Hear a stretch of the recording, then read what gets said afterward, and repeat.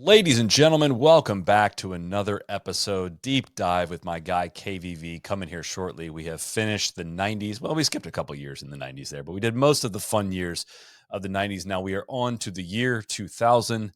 Probably know a lot of what happened in this year, but it was, of course, very fun to relive and find some nuggets that you probably don't remember and some storylines from that year as well. I want to give a shout out to our friends at Rhoback. You guys know Rhoback. Best fit, best feel, home of our favorite polos, hoodies, shorts, pants, you name it. It's the heart of spring. They are dialing up some of their incredible polo designs. They got some great florals on their site that are really, really good. If you're not a floral guy, their Fairway Fusion polo is fantastic. If you like the classics, they got some fun stripe combos going there as well. Their Delta Looper shorts, best shorts I have for playing golf. I mean that 100%. I've got them in every single color. I got the blues, of course, and I have multiple of the same pair of shorts in the blue because I like to wear these shorts so much. They're great for on the course, great for off the course. They're truly incredible, super comfortable, great for some springtime golf. If you have not already, time to load up on some Rhoback now that it's spring. Code NLU at rhoback.com will get you a generous 20% off your first order through the end of this week. That's RHOBACK.com, 20% off polos, shorts, and more with code NLU. Without any further delay, let's get to the 2000 majors. Kev, we have made it to the new millennium. I'm not going to lie. I'm feeling pressure on the 2000 majors, man. I've got two Tiger ones. I just, I hope I didn't collapse under the weight of this one. I think I read 3 different books just to get ready for this one in particular. How are you feeling about the 2000 majors? Solid pressure is a privilege, and I think we are privileged to be here doing another deep dive. If this is your first time listening to one of these, we usually do a deep dive into. We almost completed all of the 90s. The years that we found the most interesting of the 90s. We did a deep dive into each individual major. We go and read a bunch of old articles just to see what people were talking about at the time. Do a little bit of research of what's happening in between some of these events. Pick out some funny outfits, funniest moments of it, things you remember, probably things you don't remember, great stories from these majors, and relive them as best as possible. And I feel pretty good about what I've got. How do you feel? Pretty decent. I think, again, the pressure is there to deliver on this one. Obviously, very memorable thing. 25 years ago, Soly. I've been in my head a bunch about 25 years since I moved to Baltimore, since I started my career. So this is like right on the cusp of this is my last year of college. This is right before I sort of became a man. So I'm feeling some nostalgia here too. But as always, we do not apologize for the bad accents, the bad impressions. That is just part of the deal. If you're coming to this one and you're whining about my bad South African accent, man, you've lost the plot. This is what you bought a ticket for this long ago. I've got some really good quotes from some foreign folks and I don't have your talent for like having a funny bad accent. My accents are just bad, not funny. Talent is such a loose term. No, it's a talent. It is a talent. You thread the line of like it's not too on the nose that it's Frank Caliendo-esque, but it's good enough that you capture the hints of what somebody's getting at really well. But so how it's going to work? You're going to do 2000 Masters. I'm going to do 2000 U.S. Open. You're going to do 2000 Open Championship, which was definitely the British Open back then, heavily branded as such. I'm sure you will have plenty of on that. And I will handle the 2000 PGA. Obviously, this is Tiger Woods winning 3 out of 4 on his way to the Tiger Slam. But Spoiler. He did not win the 2000 Masters. And I hate to spoil your first segment, but please go ahead. Take us to the 2000 Masters. Well, so I feel like we should, before we get to the 2000 Masters, we should set the stage a little bit for what my favorite Tiger Mania was all about. Like how much kind of just, buzz was going around. As you said, Tiger had won the PGA.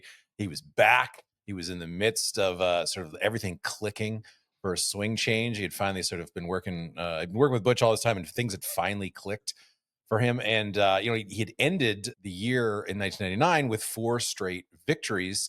And so he won his 5th start to start the year in the epic sudden death playoff against Ernie Els, Kapalua. One of the great rewatches, if you want to go, the whole final round is on YouTube. Wow, and really? It is super fun to watch some of the, this is, again, different ball, different equipment, super small driver heads.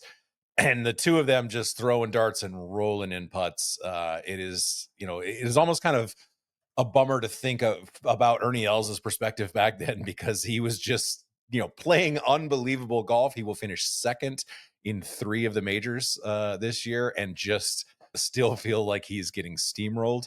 Tiger goes down, beats him in sudden death playoff in Kapalua. Ernie sort of says, almost kind of exasperated to the media, I think he's a legend in the making. He's 24 and he's probably going to be bigger than Elvis when he gets into his 40s. Well, that's my first attempt at an Elvis. We'll get warmed up through this. Tiger then follows that up by winning the Pebble Beach Pro-Am. So, like, how many times did Tiger win the Pebble Beach Pro-Am? Just this one time? Just this one time. Yeah, People often think about Tiger kicking ass at Pebble. Really only happened this year. Really, in fact, said he wins the U.S. Open, as you'll get to eventually, but then wins the Pro-Am. So, do you remember who he tracked down? He was 7 shots down with 7 holes to play. Do you remember who was winning? Matt Gogol, not a household name by any means. There's a great clip in the 2000 Tiger documentary that PGA Tour recently put out where Gogol comes up to him after the round in the sort of like press room, and it was like, what? How the hell? Like, what's going on? And Tiger kind of said, well, I eagled 15. And he's like, you eagled 15? And he started like smacks Tiger in the arm and stuff. It was like even the guys who he was kicking butt were kind of in awe of him. Tiger's win streak finally ended at the Buick the following week. That playoff, if you remember, in Pebble was a Monday finish. So Tiger was kind of weary, kind of tired. Finally, people felt like he was getting worn down. Out. Yeah, just overrated. What did he finish? Finished second to Phil. Right. Phil ended up winning by 3 shots. One of the first times that Phil ever really stood up to Tiger in a final round. As I said, Tiger Mania is massive at this point. He is on the cover of just about every magazine in the universe, including the cover of Sports Illustrated. Here is Tiger looking, kind of in a completely overfitting suit here, just swimming in that suit. This is probably taken on the, dock at Isleworth or whatever. Just kind of, I love some of the photo shoots that Tiger was involved in back in the day. We'll get to a second one in a sec, but this was back when magazines still had the juice to sort of make guys sit around for 2-3 hours and do a photo shoot, get dressed up and all their stuff.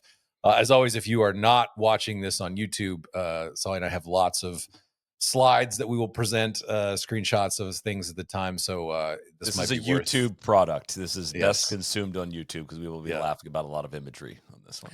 So I'm going to read some sort of clips from this Sports Illustrated article because this is back, as I said, when magazines had enough juice to basically convince Tiger Woods to sit for interviews, which is not something that will happen much going forward, if at all. In fact, I don't think he does a major sit-down interview for, I want to say, almost like another, I know he did one when he turned 40. It was like the most significant interview, but he basically is just doing press conference hits for the next decade or so. And you'll see some pretty this is still when we're learning a little bit about the Tiger Woods universe, right? We've had the sort of like the legend and the myth of the buildup or whatever, but the kind of some of the realities are setting into here. He's not just a kid anymore. He's not a phenom.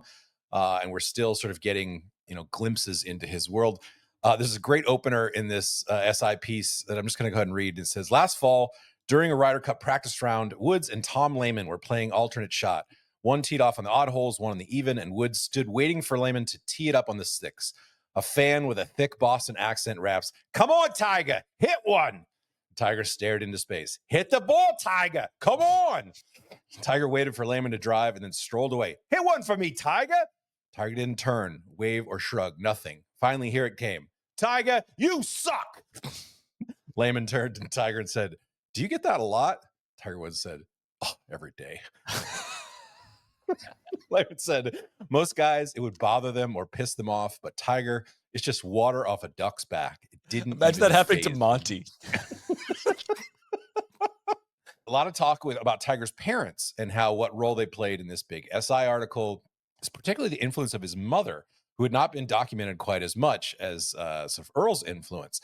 There's an anecdote in there where Olin Brown goes up to Tita's hand and shakes her hand and says, I want you to know, as good as your son is at golf, you really raised a good man. Tita says, that's what a mother loves to hear. This, again, is Tiger Woods' mother is giving an interview to SI. She went on to say about how she was the law in the house when Tiger was growing up in the LA suburb of Cypress. She told him, you will never, never ruin my reputation as a parent because I will beat you. She said that Tiger gets his fierce intensity and his cutthroat approach to the game from her. I told him, you go after them, kill them. she said in her English weighted with a heavy Thai accent.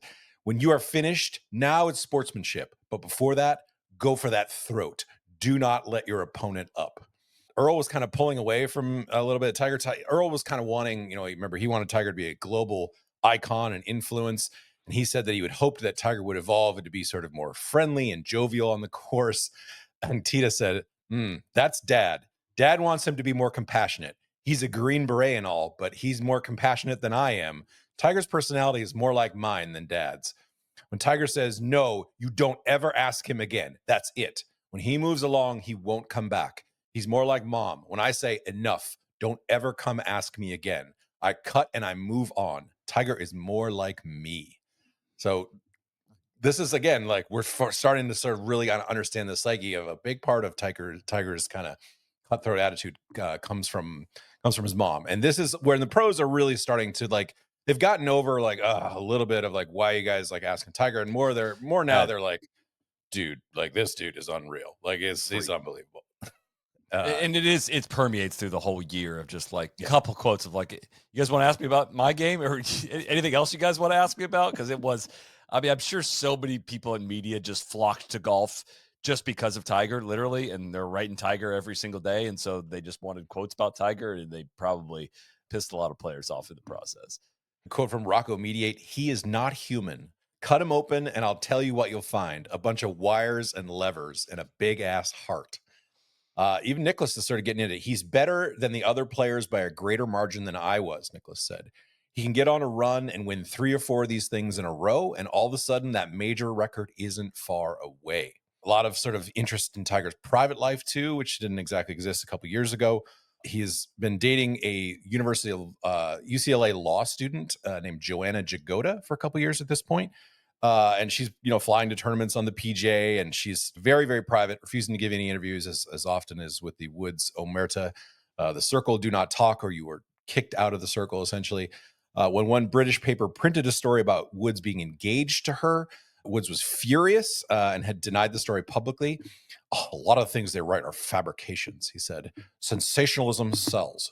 Don't let the facts get in the way of a good story. You have to understand that going in. There's also signs he's kind of pulling away from his parents a little bit. Earl doesn't travel much with the gang anymore. He kind of just hangs out at home, and if he does, he doesn't ever walk the course because he's not in great health. But Earl doesn't feel like this means anything other than that Tiger is sort of growing up. And he said, I've raised Tiger to leave me. He said, we don't have to communicate to each other to validate our relationship, Earl said. I don't have to say, oh, Tiger, I love you. Are you kidding me? I haven't talked to Tiger in 2 weeks. When he was in Los Angeles and San Diego, no big deal. All this rumor crap that came up about him being engaged, I didn't have to talk to Tiger. I know him. I trust him to come talk to me before making a decision like that. I laughed when I heard the whole damn thing. Earl is like one of my favorite quotes in the history of golf.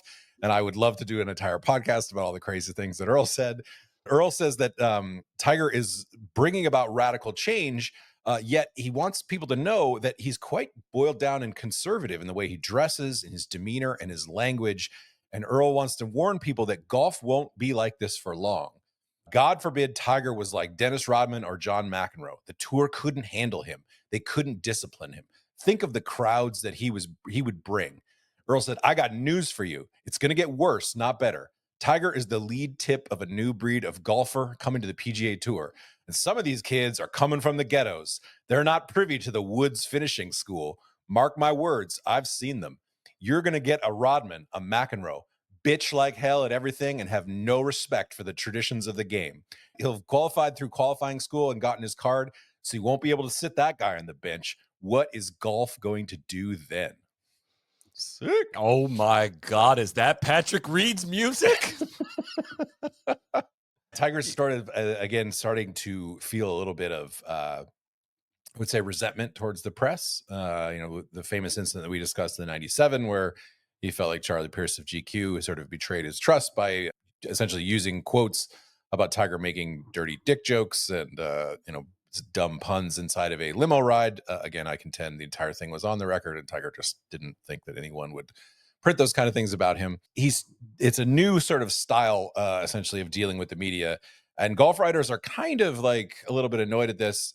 It's different than what the previous icons did. There's a passage in Sports Illustrated. So this is a far cry from what the golf public and press are used to from their superstars. When Arnold Palmer single-handedly dragged the game to the mass market of the 60s, he did so in a new frontier style, chatting up people in the gallery and cultivating golf writers with a Kennedy-esque feel for what they needed, care and feeding. Palmer always had time to talk to writers. He would sit in the locker room for hours buying drinks, and in return, he earned their undying love and protection. Nicholas, too, massaged egos. He learned every writer's name and repeated it in front of the writer's peers. To this day, he holds similarly regular State of the Bear press conferences to make everyone happy. Woods will have none of that. He rarely gives one-on-one interviews, and he talks often about how everyone wants a piece of me. And although he's correct on that score, his remoteness leaves the golf media outside the tent, waiting for the first opportunity to piss inside it. This is Tiger's father, as I said, is kind of not doing great in his health-wise or whatever. There's no prognosis, but Earl has had 3 open heart surgeries, and he won't stop eating bad food or smoking cigarettes. His energy drains away so easily that he tends to doze off, his shortness of breath, and his refusal to change his old habits hits his family like a suicide note. This is Tita. She says, he says, this is the way I want to live, but I want to see my son's future. I want to see my grandkids. Dad wants to check out first. Fine with me, but I want to stay longer. Tita's a badass. She doesn't fucking care about any of it. This is Tita and Earl are apparently living apart at this point. But Tiger has his bachelor home, as Tita calls it, a place that she doesn't dare visit. Do you want mom to be around to see the things that you don't want her to see? She says. I understand him. I don't bother him. I leave him alone. But his rat pack goes down there and enjoys their time. Tiger just in general, like he kind of he's the only kind of introspective and I don't know, like a little bit when he does open up, he's kind of like interesting and dark. There's a great scene in the Sports Illustrated piece where he's sort of like sitting on the edge of a dock watching a spider weave a spider web. And he says, how does the spider get from here to there? He stares out some more, talks about the prey and how a spider weaves a trap thicker in the middle, sticky on some strands and dry on the others. 2 different web secretions, Wood says. It just knows what to use. It's hereditary, which is talks about how much Tiger loves watching like nature shows. He doesn't think about much life after golf. He says, this is a sport I could play literally for a lifetime. Earl often declares that his son will be an agent of social change, but Tiger feels at home in the world of the rich and powerful. Sports Illustrated asks him for his views on gun control, which he says, it's up to every person to do what he or she wants. They asked him about the shootings at Columbine, and he says, what we've forgotten is our values and our morals and understanding proper respect. A lot of kids aren't taught that.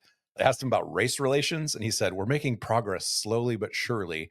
And the South Carolina Confederate flag thing, if you remember with Serena Williams and the tennis tournament, this was kind of going on. And he says, oh, I'm a golfer. That's their deal, you know? It said it's SI joke that make him seem fit for the Republican nomination. So again, not only do we get a big piece in Sports Illustrated that comes out at this time, but we also get a completely awesome Golf Digest deep dive here, which again, if you're watching on YouTube, you'll see Tiger in the really kind of sharp olive suit here with the tantai. I love that, like, again, the photo shoots of this era, Soly, they would ask athletes to get dressed up and to do some sort of like fashion style pose, as opposed to just like, all right, what do you got? Like 4 minutes to snap a quick shot as you're coming off the range.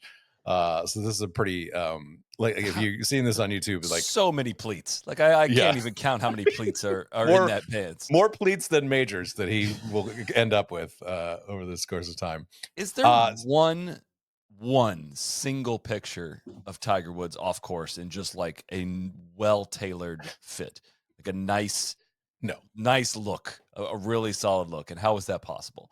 It's amazing how good this man at golf was and just how truly bad his fashion sense was, like over and over and over again, and kind of remains to this day. Like the only time he ever really looked sharp was kind of on the golf course. Like anything off the course, he was like just, very Tiger Jammy, strange looking.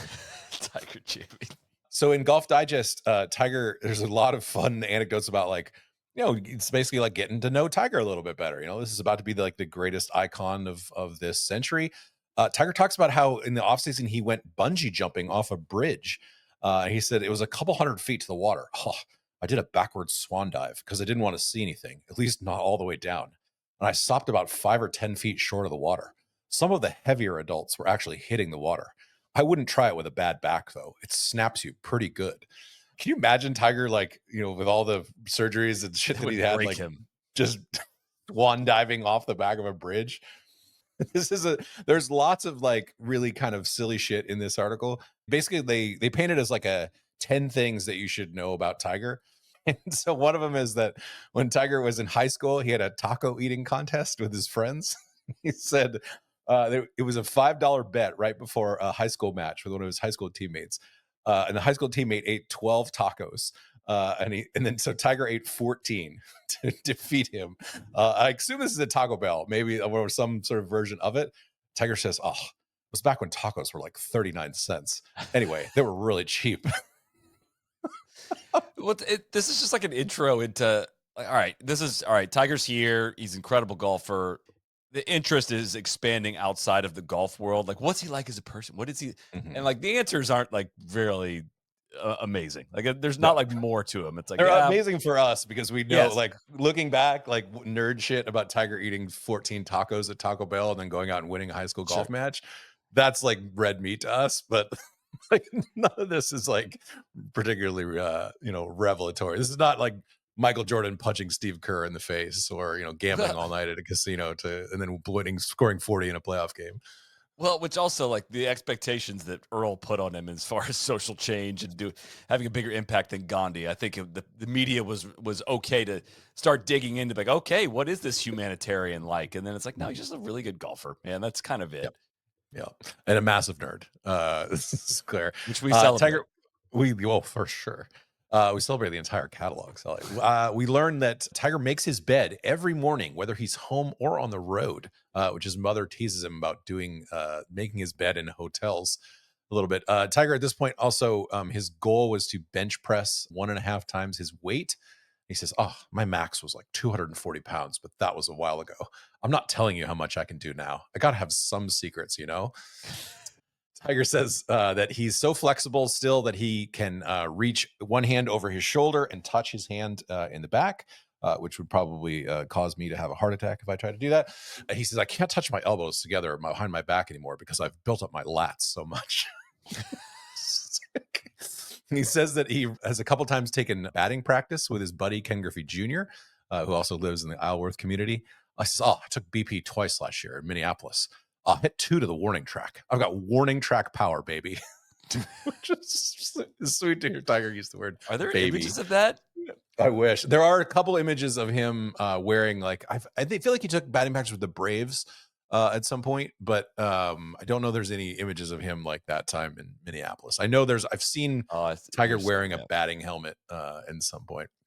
there's Uh, yeah. This is one. Here he is with Junior. He's got his hat on backwards, just like Junior wears it. It looks a little bit. It's a little too on the nose. it's like the younger brother of Gregory Yeah, Jr., like exactly. the JV Junior. Sweet. Tiger also says that he can still run a 100-yard dash in 11 seconds. Oh, easy, but 100 meters is another story. Tiger's dad says that Tiger could have been a track star. Earl says that he had the Sure. perfect body for track, and he really enjoyed it. Earl once put it, considering what might have happened if Tiger had concentrated on track instead of golf. Earl says he could have kicked Michael Johnson's ass. Michael Johnson, world record holder in the 200 and the 400. As we build up to the Masters here, everyone is Tiger is a massive favorite, even though he's only won one Masters at this point. But I love this quote. There's still some like sentiment about could Greg Norman still win a Masters? He's 40 at this point. He says essentially have got like not that many years left. Excuse me, I think he's older than 40. He's 43, I think 43 or 44. Tiger says about Greg Norman, it's a shame he hasn't won it. It's tough to imagine going through something like that and keep coming back again and again. It's a credit to what kind of person he is. Love to see old quotes of Cat praising Greg Norman as such a good person.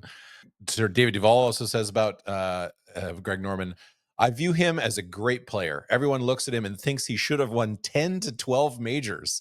Put himself in there so many times, he's almost made it look routine. But again, like everyone is sort of being asked to talk about Tiger, Tiger, Tiger, Tiger, which is, some of the players are annoyed, some of the players are accepting it. Azinger at this point says, I don't care about Tiger Woods or Willie Wood or Natalie Wood. I can't control anybody else. I can only control what I do on the golf course.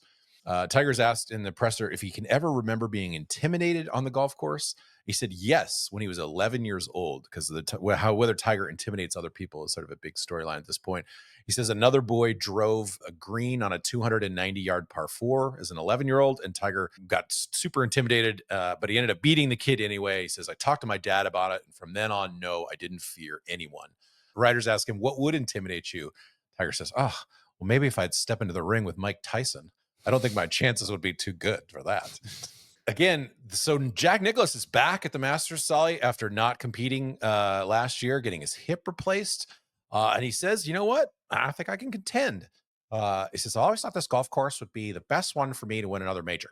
But the way it's set up now, I'm not so sure. Remember, we have the first cut that was introduced last year. Some changes to the golf course have come about. Jack says, I felt like Pebble Beach, St. Andrews, and Augusta would be the best places for me to compete. Pebble will probably be the easiest for me to be competitive. Realistically, probably not. I can't compete on the senior tour right now. How can I compete with these guys? There's a lot of talk already now about whether Tiger will break Jack's record. Remember, he only got 2 majors at this point, so it's kind of but this is, people are really starting to already see the writing on the wall. This is a piece from the LA Times. Most golf observers believe that Woods plans to set the bar impossibly high so that no one could presume to touch his records. If Nicklaus won 6 green jackets, Woods wants 10. If Nicklaus wins 18 majors, Woods wants 25. Nicklaus won every major at least 3 times. Woods wants to win each at least 4 times. If Sam Snead won 81 PGA Tour events, Woods wants 100. At his current rate of 5.1 victories a year, Woods will surpass Snead by the time he is 36. We're at 49, not quite there yet. Woods won't even discount the possibility that he can win the unattainable Grand Slam, sweeping all 4 professional majors in 1 year. Odds makers share his enthusiasm, with British bookmaker William Hill setting the odds at Woods winning this year at Augusta, Pebble Beach, St. Andrews, and Valhalla at an absurd 33-1. Jesus. Solly, guess who is a member of Augusta National in 2000 for the first time? Is it a female for the first time? It is not. It is when Arnold Palmer officially becomes a member in 2000. We talk a lot about Jack's decade-long run of success at the Masters. I feel like sometimes like Arnie's record in Masters gets kind of overlooked. From 1958 to 1964, Arnie finished 1, 3, 1, 2, 1, 9, 1 at the Masters, which is kind of fucking remarkable. Arnie joked that now that since he's a member, he was petitioning the club to let him play from the member tees in the tournament this week. He actually played in their member or whatever earlier in the year and did not win, which is kind of he's 70 at this point, so he's a little bit perturbed with that, but he's still got that dog in him. He's still trying to win, where he can. He doesn't feel like he's actually competitive in the Masters, but he kind of is asked to recall what it was like the first time he remembers coming to the Masters. He remembers he and Winnie pulled up his wife Winnie pulled up in a trailer, and they parked it down by the railroad tracks in the Danielfield trailer park. He said, when I got to the club, I thought I had died and gone to heaven. Arnie's like, you can tell, like, reading some of these old things, like, kind of just how charming he was, because even at 70, like, he's sharp enough to kind of make some charming jokes. For the first time, Soly, the Masters is going to use threesomes for pairings here. They were previously in twosomes, but they have people tee off in threesomes this year, and one of the big reasons is they wanted to pair Jack and Arnie and Gary together for the first time. This happens, and so I just looked this up just of note. Mm-hmm. Arnold played the Masters all the way through 2004, and he did not make I'm not making fun, just like, he just kept playing this event. He did not make a cut from 1984 to 2004. Didn't miss a single year, and did not make one cut in that time period. Like 21 straight years to finish out his career there without making the cut there. It's just remarkable that he kept. He's like, I'm coming back. I'm going again. as you'll see in what's coming up a little bit, there is some feeling of this time of like, yeah, you just play until you're dead. Like there's Yeah, no like shame at all in like right. shooting big high scores for some of these older guys, and it was just kind of seen as like that's part of the Masters, man. Like you can play forever. It's just wild that he So never top 10 at Augusta after 1967 and mhm, played every single year up to 2004. That's so long. mhm.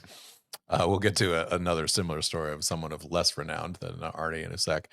So they have a on Thursday. Arnie and Jack and Gary have a 1:21 tea time, and Arnie says, "Well, I go to bed at 5 p.m., so I guess we're gonna have to play fast." For the first time, Solly, in 27 years, winners are not automatically granted. Winners on the PGA Tour are not automatically granted a spot in the Masters. 7 winners during the past 12 months do not get invited to the Masters. Chairman Hootie Johnson said, "I'm sorry those boys didn't make it, but if they keep playing well, they will make it." Olin Brown, Brad Faxon, Brian Henninger, Rich Beam, J.L. Lewis, Jim Carter, and Tom Pernice Jr. All do not make it despite wins on the PGA Tour. They changed the rules so that the top 50 were essentially only given sort of automatic. They wanted to make sure that they had a better field, the best people. Poor Jim Carter, distant relative of our friend and colleague Tron Carter, I'm sure, never got to play in the Masters. All the other guys did eventually, or had played in it previously. Jim Carter won the Touchstone Energy Tucson Open over Chris DeMarco and Jean Van de Velde, but had not impressed the Masters enough to earn a spot since it came during the same time as the World Match Play. Yeah, that's So fair. this is yeah, I think so. This is our second year with a second cut. Players, Jack, and a lot of people are not thrilled about it, say it's sort of like desecrating what made Augusta special. But Hootie Johnson says, "We felt we could no longer let them swing from the heels. We had to require more accuracy off the tee, and that is the reason." Jack says that at the champions dinner, all we said was a different course. It's a different tournament. It's not what we used to play at the Masters. Tom Fazio is sort of the person who did the kind of redesign and kind of redesigned the 15th green. Nicholas was not shy about shitting on Fazio. He basically said that the changes to the 15th hole look like they were done by someone who does not play golf or understand golf. I've never said that about Augusta National before. Fazio said he did not consider them changes, but instead refinements. So Rick Riley, among this, the other people who sort of shit on the Fazio redesign, said, "I guess it's progress, but this is a column. I don't go to Augusta for progress. I go to see a young Sergio Garcia roam the same courses as a young Gene Sarazen. I go to see the greenkeepers pruning history. I go to Augusta to stop time, not worry about keeping up with it. They say it's progress. Well, hey, why not stop there? Let's put railroad ties on 12, a Starbucks on the veranda. Why not gobble up some land across town and build a TPC Augusta Springs and move the Masters there?" He quotes Nicholas as saying, "Did they do things here that I wouldn't do? Yes. Is this the Augusta that we played? No. Is this the Augusta that we won on? No. It's not even close. Does it take away the flavor of Augusta? Yes." Is But that what Bobby Jones had in mind? No way. Not even close. But does it matter what I think? No, it doesn't. because in the prior year they had him out to like look at the new changes, and he's like, "Yeah, I like them all. These are great. I like them." And then One thing that I was think on is funny camera about though. Jag does not exactly have a consistency of some of his takes. You can grab him like 20 minutes later, and especially Riley, who had like a relationship with him, and he just be like, "Yeah, I'm gonna just go all over Fazio." Tom Weiskopf, who famously never won the Masters, was doing some TV and stuff at this point. I just thought this is not related to the Masters, but I enjoyed this quote so much. He's playing a little bit of the senior tour at this point, but he's not really like loving it.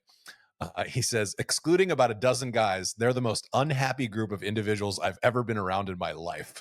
It's just pathetic. There are all these guys you see at the end of the day taking their plastic bag that you're supposed to put your golf shoes in and filling it up with beer or soft drinks to take to their room or out with their buddies. They dress in the dark. You see their polyester and their Western pockets all over the place, and they're cheap. I've watched some of them tip the locker room attendant, the guy who shines all their shoes all week long, like $20. I mean, they drink $30 worth of soft drinks and beer alone. I just couldn't believe it. I get tired of hitting 3-wood off every tee and a wedge into every hole. The senior tour is boring." Tom Weiskopf was like truly one of the OGs when it came to just Hell like yeah. talking shit. Paul Lawrie, his first Masters. I just wanted to put this in here. He won the Open Championship, of course, last year when Van de Velde collapsed. Asked him for his first impressions of it. He said, "I thought it was very hilly. It's much hillier than you realize when you see it on TV." TV doesn't do it justice. It does not do it justice. I First bet reported in here. 100 years you cannot guess the first round leader of the Masters in 2000, Sully. JP Hayes. Good guess. Dennis Paulson. Oh. Dennis Paulson shoots a 68, 37-year-old from California, who at this point had never won on tour, but was ranked in the top 50. That's how he got in. He did, however, previously win the Nationwide Long Drive Championship. First round leader could have been Tom Lehman, but he made a double bogey on 18 when he tried to hit his approach from the woods onto the green, and it ricocheted back over his head deeper into the woods. He said, "It was back there in a deep, dark, dungy place," Lehman said. Our first look at Tiger Woods, he shoots 75, Solly, on the opening round. Could have been. Shocking. What could have been. Oh, I just wanted to mention here, I missed over this in my slides. The par 3 contest used to be such a big deal that they would put like news stories about it. The Augusta, the Associated Press would write like a whole write-up of who won the par 3 contest. I feel like now it's just like a hit and giggle with your kids or whatever. But back then, like, it was serious business. Tiger, I want to show you, since he did not play particularly well in the first round, but when he met with the media, he was all smiles. This is like, back in the day, how you dealt with the media. You weren't a dick. Whatever. Tiger made a triple on 12, hit it in the water, splashed it out of the bunker, and after hit his second shot of the bunker, splashed out of the bunker, 3-putted. Just was kind of a mess. But he's not stressed. Only 4 guys broke 70 on the first day, or maybe broke par. So it's not like a huge deal. He's feels like, okay, I'm going to be okay.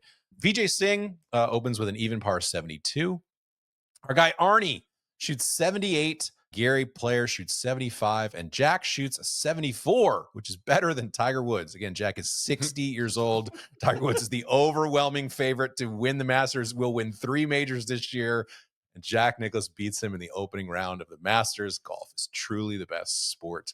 Jack is still in, Jack wants to freaking win the Masters, Solly. He's there's a little shot here of our guys, Arnie and Jack and Gary hugging each other on the first tee.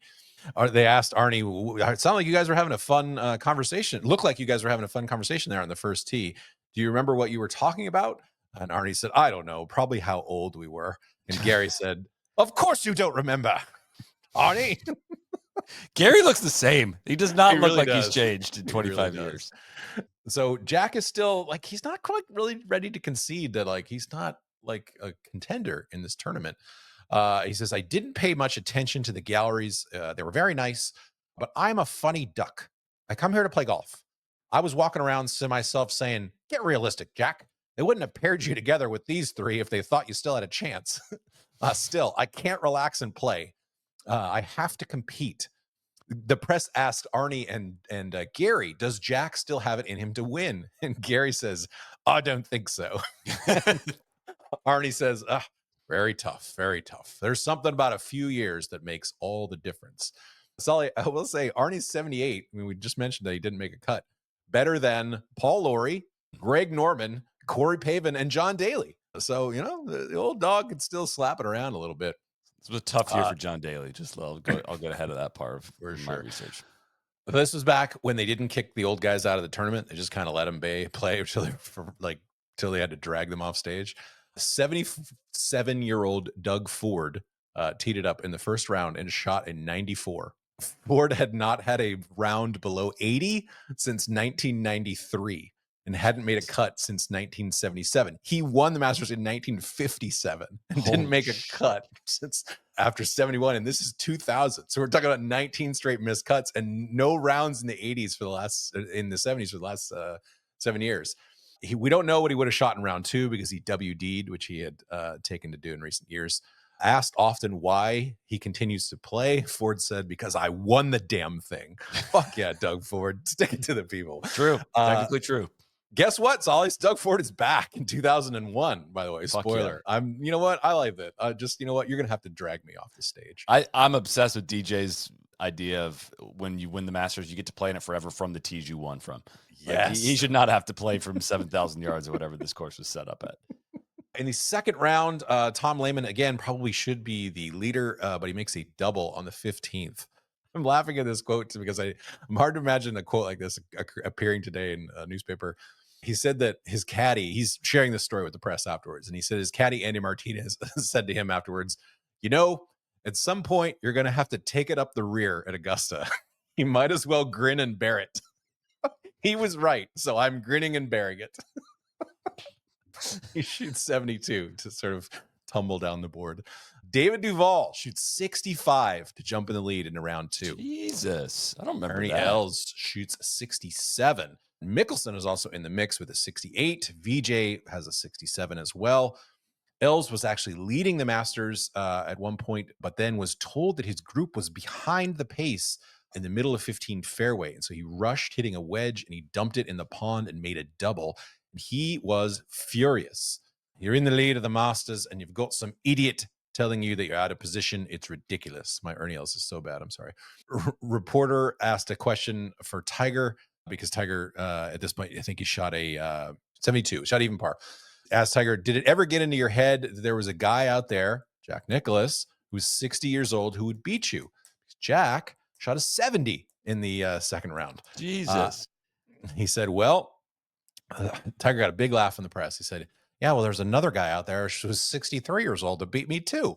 So Tiger's like kind of just like laughing it up, whatever. Like that 63-year-old Tommy Aaron made the cut. Tommy Aaron shot a 63. I'm going to show you a picture of Tommy Aaron. This is what Tommy Aaron looked like. This is peak athleticism. He was ahead of Tiger. Yes, some old guys, they look super athletic. They look like Gary Player. Jack even kind of looks.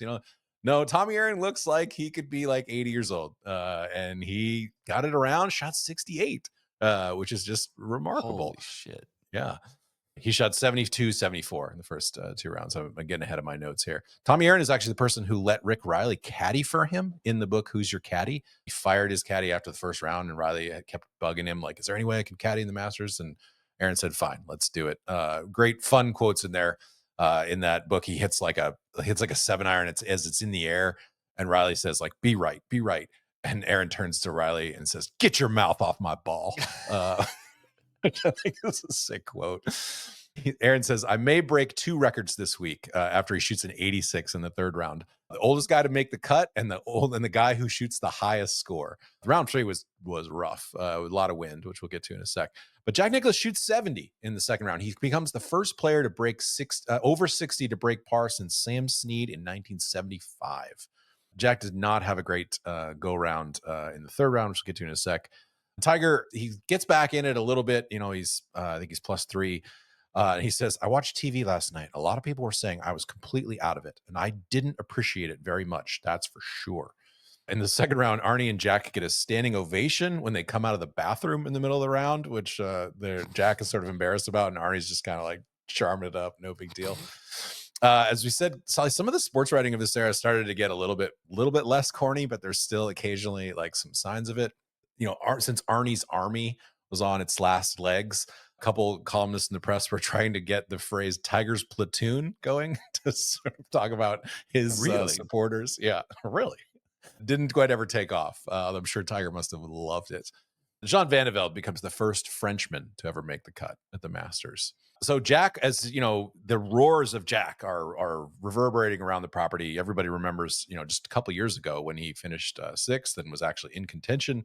And the players are like, I cannot believe this dude is like still like awesome. And he said, the press asked him, how much are you back, Jack? Or is it actually enough to contend? And Jack says, he asked me that on Thursday, and I say, this old geezer doesn't have a chance of doing anything. He asked me that on Friday, and I said, I'm going to go out there and shoot a good round of golf because I feel pretty young. He thinks he could be leading right now if he'd been a little more fortunate on some putts. But can he win? Probably not. But that doesn't mean I'm not going to try. Doesn't mean I'm not going to give it my best shot. Heck yeah. So I don't know when Gary Player's alleged streak of 3,000 cuts or shooting his age began. But I can tell you it did not begin in 2000 as the 64-year-old shot 74-76 to miss the cut. In the third round, the weather is getting bad, but not in the morning. It's still nice and tranquil in the morning. And Tiger goes out early, like 10 a.m. and shoots 68. And he goes from 39th place to 4th place in one day before the wind kicks up and the players have to sort of fight the elements. I just want to take a quick detour here, so to show you like what the technology was like in the Masters for keeping scores. Since we were just at the Masters, this is how they used to do hand with dry erase markers, and then it would be fed into these, old Commodore 64 type computers, and then of course the dot matrix printer would print out the scores, and then it would be fed into this, pixelated leaderboard, which I would I have guessed love. this is 1986, the way they Yeah. kept it on a computer there. Well, the Masters probably back then was like, you know what? It's still 1986 in our minds. Like, we don't really have to update things that much. David Duval was tied for the lead going into the 12th in the third round, but dumped his ball into Ray's Creek when he feels like he got gusted. Vijay hits a little punch draw, 8-iron in there to 6 feet, makes birdie, and takes the lead at 6 under. Jack has a kind of a miserable day in round 3, shoots 81, and he looks like it coming up 18. I mean, it's his worst round in 155 rounds at the Masters. Play is called for the day when Vijay and Duval are on 15. We got Vijay at 7 under, Duval at 4 under, Ernie Els at 3 under, Lauren Roberts at 1 under, Tiger at 1 under, and Phil at 1 under. When we resume play, this is really where David Duval starts to sort of let things. And so Duval has a putt on 15 here that I would describe as not that difficult. Like, it's a good 6 feet. You can't really tell in here. But Duval's putting is going to let him down immensely. As we can see here, he starts this ball a good like 6 inches, and it never even like, we're talking about a Not even 6-footer close. that misses the hole by a foot. Putting is starting to kind of let him down. Misses a makeable birdie on 15, as said, hits it to 3 feet on 17. VJ dumps it in the bunker on 17. And you're thinking, okay, like, it's going to flip here. VJ rolls in like a downhill 10-footer. Duval misses his short putt, lips it out, and VJ takes a 3-shot lead into the last round. They had to complete this round on Sunday morning because of the weather stuff. And VJ made 4 pars in what was like some pretty miserable weather to start. And so that kind of essentially what put him in the driver's seat. Golf Digest said, it's been a rough 24 hours in Augusta. Though Sunday was gorgeous, the weather was terrible on Saturday with rain and high winds. Play was delayed enough that some of the golfers had to return early Sunday morning to compete. Singh played 4 holes in the morning, making all pars to finish with an impressive 70 considering the nasty conditions. In fact, it's probably the round that won him the tournament, considering Ernie Els was 4 shots worse in the third round and ends up losing by 3. Spoiler, we'll get there. But as we start out our final round here, this is like, it's not a cakewalk for Vijay in any way, shape, or form. We start out, as Vijay's leading by 3, but Duval birdies the second and Vijay does not. And then Vijay bogeys the third. So suddenly we are at a 1-stroke lead, and we got Tiger at Ernie at 3 under, only 3 back. Tiger actually bogeys the 6th, but he birdies the 7th, so he's still hanging around. On 6, we have the pin in the upper right corner here. Duval hits a beautiful, beautiful shot that it's like kind of right up against the collar.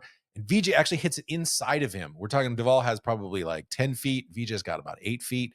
And Duval rolls in the putt, and we're briefly tied for the lead for 6 under. But Vijay, like 90 seconds later, just pours in a birdie right on top of him to take the lead back. Lauren Roberts makes, I wish I had a footage of this, like a 50-foot curling putt on 9 that has at least 10 feet of break to get to 6 under. So he's kind of hanging around too.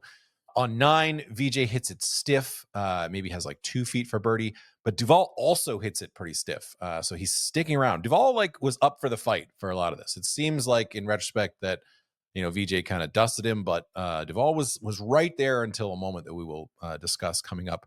As we head to the back 9, Jim Nance tells a story about how back in South Africa, a regular driver for Ernie Els has just won the lottery. He's won like 13 million rand, which is like the equivalent of like $2 million. And Els was telling Nance this story, and he said, "It's a great day for my friend. Maybe the stars are aligned for me as well." On 10, Duval hits a shot that comes up maybe like a yard short and funnels all the way back down the hill. Up ahead, Tiger's starting to make some noise. He just barely misses a putt at 10 and 11 after 2 great iron shots. So I just couldn't make any putts. Duval hits a really good pitch, but hits a terrible, terrible putt and just misses completely. At 11, though, VJ opens the door again and puts essentially like the Bryson shot from this year, dunks it right into the water on 11 from the middle of the fairway. Wow. Okay. Really, really bad iron swing. And we're kind of like forever like waiting around. I would say VJ takes a good 3 minutes to figure out where he's going to drop. And because the ball hit on the bank and trickled back, it did clear the hazard initially. He's able to take line of play relief with in line with the flag, and so he's able to have a much easier pitch than he would have been had the ball been a yard short and just plopped straight into the water, never cleared the hazard line. So he's able to hit like he's again, Vijay's a shitty putter at this point in his career, and he will talk about this at some point. But from here, he chips it to like 3 feet, and he's able to make a par. Excuse me, able to make bogey, avoid double. And so again, we are one shot difference going into 12. Duvall's hitting first. It's a great shot to 20 feet. Venturi says, "What a beautiful golf shot" at the time. And VJ guns it long of 12 up into the azaleas.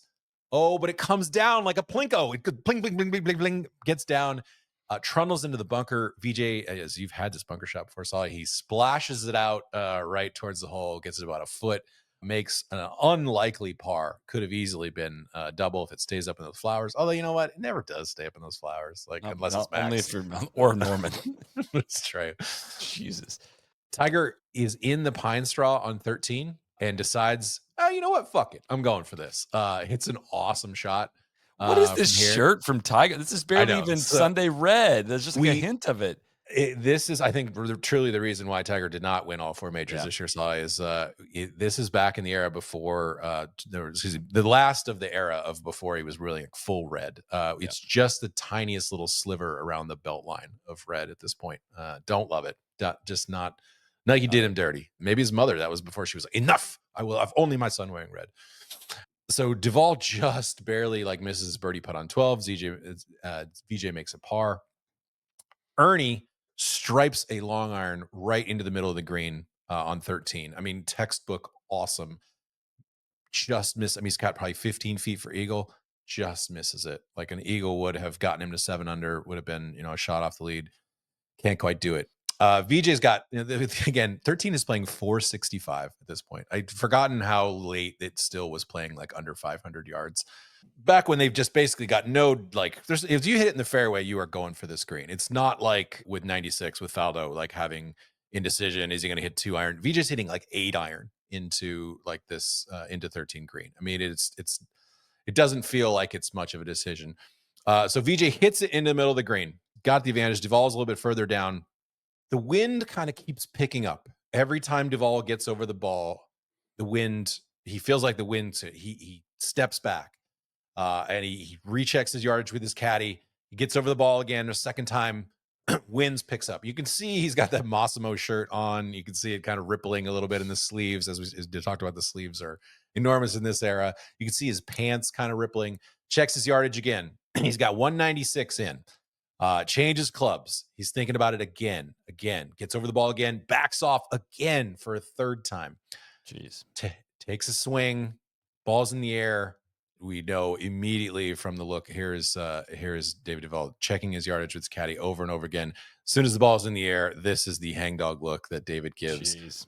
A truly horrible golf shot. That's all. It bounces before it gets to Race Creek. I mean, he's got a 5 iron. So it goes in on the wrong side.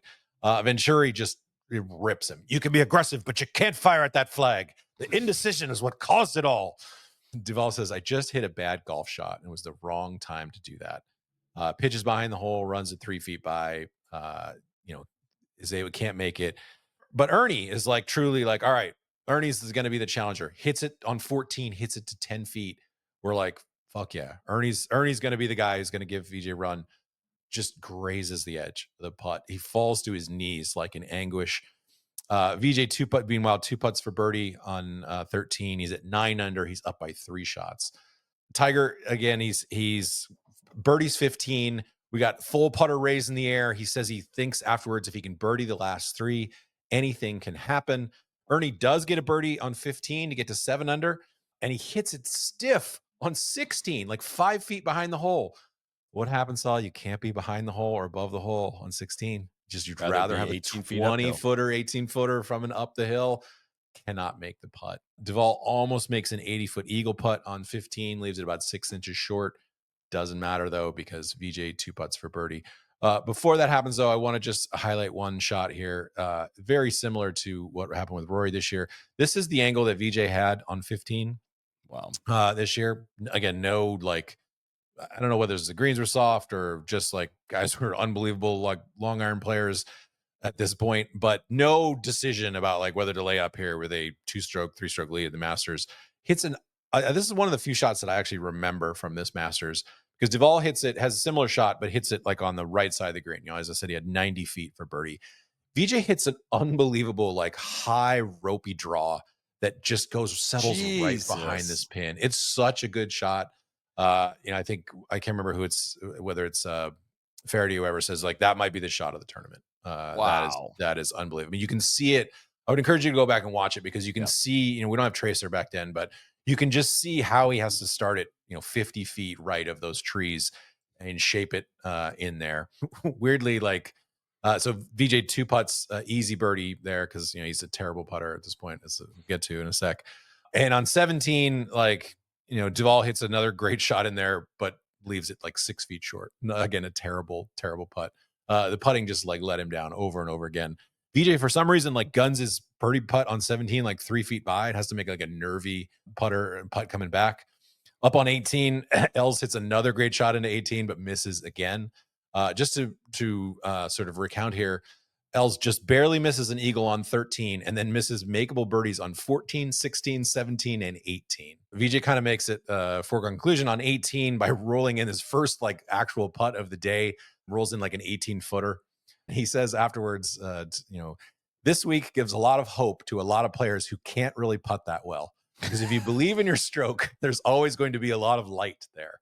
Els says, I felt like I was going to win. I felt like I was going to win the tournament when I stepped on the first tee. I knew the back nine was key and I had my chances, but it wasn't meant to be. Tiger ends up finishing fourth, I believe. Might need to double check that. But VJ at this point, Five everyone wanted a five. Excuse or me. solo Tiger fifth. Solo fifth. Sorry. Yeah. Tiger wanted, everyone wanted Tiger to be the dude in this, and so it's like a little bit like kind of a letdown that VJ won this one.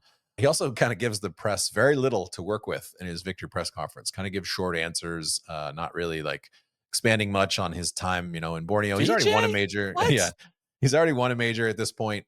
So he's had the story of his past kind of recounted. If you missed the deep dive narrative that we did about VJ, I would highly encourage you to go back and listen to that, because some of this is kind of recounted in that. But as he gets up from the press conference when it's over, he sort of mumbles and the mics can pick it up. He says, "Kiss my ass, everybody." Which is awesome. I never knew that. Oh yeah. Yeah, one of the great VJ walk-off lines. Kiss my ass, Kiss everybody. my ass, everybody. So a big chunk of the Masters game story in Sports Illustrated focuses on VJ's past cheating allegations. Sure. Where he allegedly fudged a scorecard in, I believe, Jakarta. Again, go check out the deep dive that we did on it. And Alan Shipnuck, the writer of the story, quotes an anonymous American Ryder Cupper as saying, "Once a cheater, always a cheater," when referring to VJ. So this is interesting enough. This story, again, Sports Illustrated had a lot of clout in this day. Like, they sort of set the tone for how people felt about golf in a lot of ways. This pisses Ernie Els off immensely. And Ernie Els writes a letter to the editor of SI, Right. which SI runs in full. And Ernie says, why would someone say that about VJ as he triumphed in the Masters? Why would SI's article on the first major of the 21st century not confine itself to VJ's magnificent victory?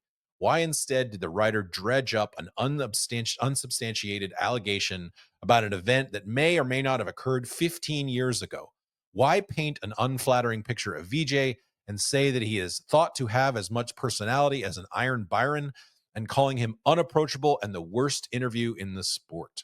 There's a lot more to the letter, but that's kind of the sort of gist of it that Ernie writes. I just thought that was kind of cool and kind of funny how like the letters to the editor were still a thing back then, and how Ernie felt compelled to like stick up for his guy VJ because they'd played all over the world together. So I don't know how much you know this, but the putter that VJ Singh won, I mean, he changes putters like as much as just people change their socks. He was using a putter called the Dandy putter that was designed by a former nightclub piano player named Alan Strand, who was the son of a physicist. He just kind of made these putters like kind of on a whim, and Gil Morgan decided that he wanted to try one and won a couple times on the senior tour. And Vijay, because he can like never stop tinkering, was like, oh, I'll try one of those. I think it was like at the Nissan Open. And this guy Strand handed him one, and Vijay putted well enough with it. And it was the kind of putter this makes me laugh. I would love to hear what our friends at Titleist would say about this. But you know how most putters have an offset? This was a putter that had what's called an onset. Oh my The head God. was actually ahead of the shaft, which Strand said that helped you load the putter better. You did not exactly seem poised to capture on the success of Vijay's thing, because he said, I could have had 20,000 orders filled from pro shops after Singh won the Masters with a putter, but I don't want to do that. I think our path is different. We're focusing on changing the game of golf. This isn't about making cash. It's about sharing a knowledge of why a putter and a putting stroke is important to a golfer and a good instrument. There is no manipulation required with this putter. It is designed to reflect our natural tendencies with the putter. Sorry, the website for the Dandy putter still exists. I did not take a screenshot of this, but you can go look it up. It's hard to tell if it's operational. It looks like it was made with like 2001 era Adobe Flash technology. It says that this putter was used by the 2000 Masters winner, but it does not mention Vijay's name. In part, I think because Vijay stopped using the putter like 3 weeks after he won the Masters. So Wish we had putting numbers from it. Like I bet he had a negative stroke skate putting. I'm sure. Week It with was like putter. one of those things where, watching the film or whatever, the Masters, which is like narrated by Pat Summerall, weirdly, you can see like he doesn't make a lot of putts, but he just like hits it close enough on a bunch of holes to just make, he was okay at lagging, and he didn't like miss, he had one like miss in that final round that like, I think it was on 16 maybe, that was like, oh, maybe he's going to cost him, but no, of course it didn't.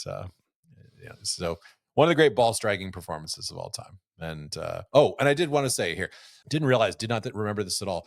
After Vijay walked off 18 green, here's his wife, and he did the original like sort of thing with his son Cass. They had a big embrace right behind 18 green, and Cass even wore the red shirt. Just could have been a super heartfelt moment if people felt the same way about Vijay as they do about Charlie and Tiger. Are you saying Charlie's like, stolen valor? could be. I mean, we know Charlie watches like YouTube and stuff, and so maybe he was like going back through this one, and was like, oh, my dad ever wins a major, I'm gonna do this one. So just kind of surprised me. I felt like I was looking at like a Black Mirror episode of like, whoa, like what's going on here? I've seen this before. This Masters is such a black box for me. Like it just is, for how vivid the 2000 US Open is and all the majors after it this year. This is like such a, I don't know if I've ever gone back and watched that replay in any capacity. But you've encouraged me to want to do that. I mean, Duvall, you just say like what a great ball striker was. And again, since we wouldn't have strokes game putting at the Masters anyway, but like just the putting really let David down. Like when he was hitting so many great iron shots, and other than that terrible swing on 15, like this could have been either he or Els's Masters very easily, and they just couldn't make any putts. 13, the terrible swing on 13. 13, excuse me, 13. Yep. That is it. I have plenty more when it comes to the lead up to the Open, but that is it. The number one thing you can do for your skin's health is protect it from the sun. Oars Alps makes sunscreen that you'll actually want to use from clean ingredients you can feel good about putting on your skin. You're not going to smell like a pina colada. It's lightweight. It's not sticky or greasy. It doesn't leave the white cast and residue on there. It's simple. It's fast. It's easy to use. Most of their products are travel friendly, so you can keep it with you to reapply throughout the day. It's got a good wide spray too. You don't want a spray sunscreen that doesn't spray wide. Those can actually be a little bit dangerous, and you're not getting the full coverage that you need. They have so many great hands-free options. I love the hands-free options, the sprays, the mist, the sticks, so you don't get sunscreen on your hands when you're playing golf. Most men are not wearing enough sunscreen. It's degrading your health. Only 1 in 7 men wear sunscreen on a daily basis, and golfers are, of course, 250% more likely to develop skin cancers, and skin cancer rates have risen 55% among men in the last decade. Don't mess around with the sun. Trust me. Take the skin quiz, build your own kit, and you can check them out at oarsanalps.com. They make so many great products, and I especially recommend that sunscreen spray. I've got it in 50. I've got it in 70. I've got the travel size in 50.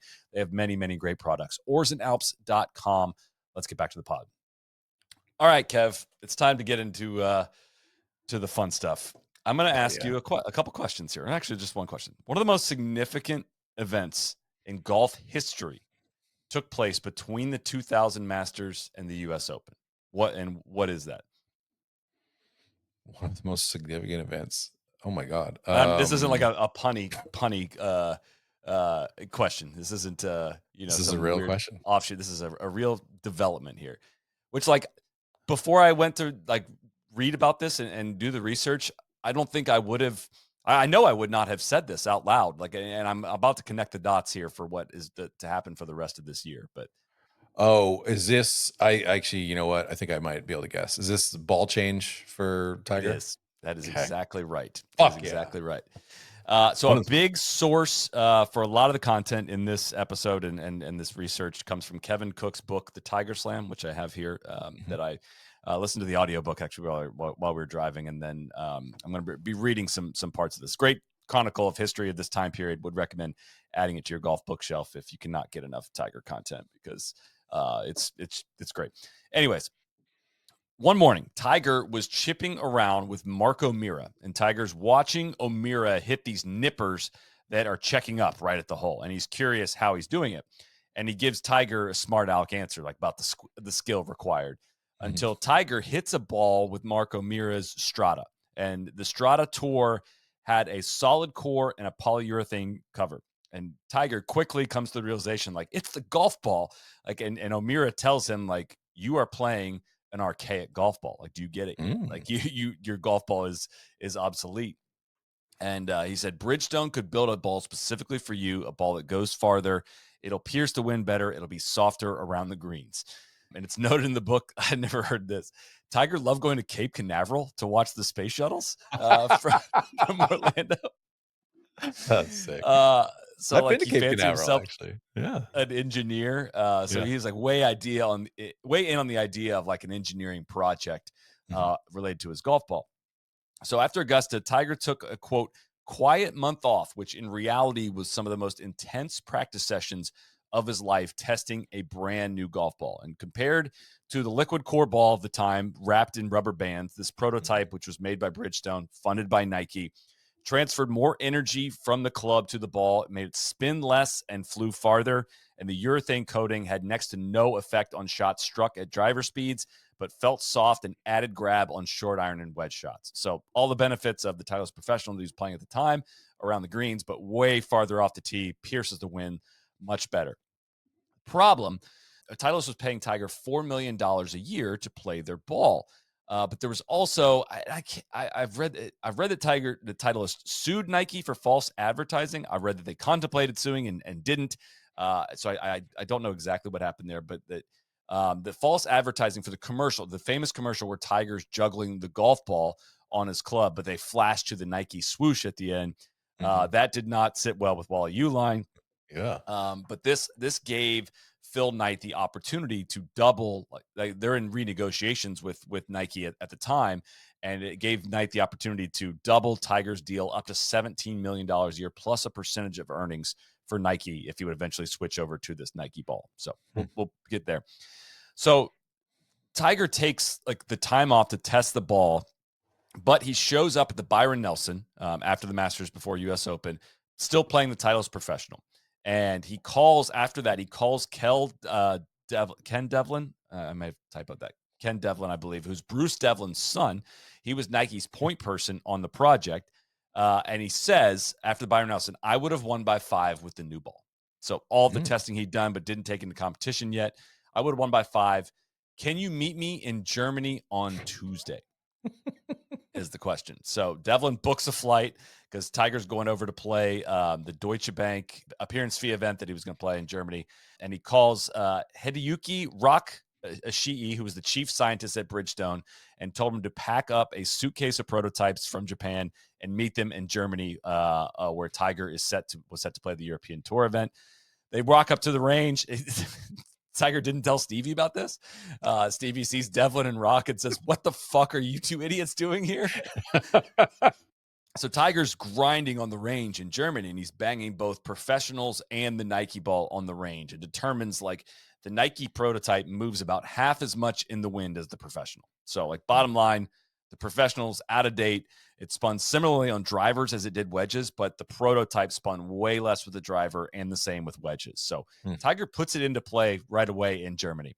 And while he didn't win, he immediately wanted to keep the ball in play and asked them to make a couple hundred of the new balls as fast as they can make them. So a few weeks later, the Nike Tour Accuracy made its debut at the 2000 Memorial. If you remember, at that Memorial, he hits a shot into the back left pin on Saturday and watches as the ball slowly rolls back and stops just inches from the hole with the Nike logo pointing up at the sky. That would immediately be a commercial for Nike. He shot 63 that day, and he called it his best round as a pro. That Sunday, he blew the doors off the field. He won by 6. Harrison Frazier said he's hitting shots no other humans can hit. Ernie said, "What do you want me to say? It's over." I don't know what part of the week he's talking about. I don't know if he means going forward it's over. I laughed at this. Love this part of the book. Jack Nicklaus paid the winner a compliment by comparing Tiger to himself. Yes. So after Memorial, Tiger goes back on the grind, hits thousands of balls with Butch, and played a round of golf with Adam Scott in Vegas in that time. Adam Scott was a budding amateur. Adam Scott shot 72 on that day with Tiger, while Cat shot 63. And it said Adam Scott left wondering if he should pursue a career in golf. And that night, Butch Harmon drove down to the Strip and placed a bet on Tiger Woods to win the U.S. Open. Sick. So went back to read as much of the newspaper articles at the time around this ball change. I think the significance of the change was a bit unknown. My guy Jerry Dulac from the Pittsburgh Post-Gazette, who we'll get to again. Do you know him? I don't know him. I know of him. Okay. I remember the name for sure coming up in the. He would say, does anyone actually care whether he's using the Titleist Professional or the Nike Tour Accuracy? We'll let you in on a secret. It doesn't matter. Well, kind of does. Hal Sutton would describe the change by saying, it could have a very dramatic change in a person's life, almost as a word of caution. Doug Ferguson reported that Tiger had an escape clause that would allow him to terminate his Titleist ball deal on short notice. And this is also Ferguson reported that Titleist had contemplated a lawsuit, but ended up reworking the deal so that he was paid only when he used Titleist equipment in tournaments, and Titleist gave up the right to have its logo on its bag and to use Woods in their advertisements. So kind of essentially dialed that deal back. Obviously, he eventually goes full Nike here eventually with Bridgestone making the Nike ball. But anyways, massive development because Tiger Woods has beaten a lot of people to a two-piece ball. And it was just a pretty monumentous occasion here, which I think is going to make a massive difference here coming up very soon. So tournament week, 2000 U.S. Open. This is played in mid-June, of course, at June 15th through 18th. Pebble, 6,800 yards. Prize fund $4.5 million, which is up from $3.5 million the year before, up from $3 million the year before, and up from $2.6 in 97. Tiger effect is coming into play. This is still only $8.3 million in today's dollars for this tournament. So golf still has some growing to do shortly after this. So what would say the purse for the U.S. Open is now? 25?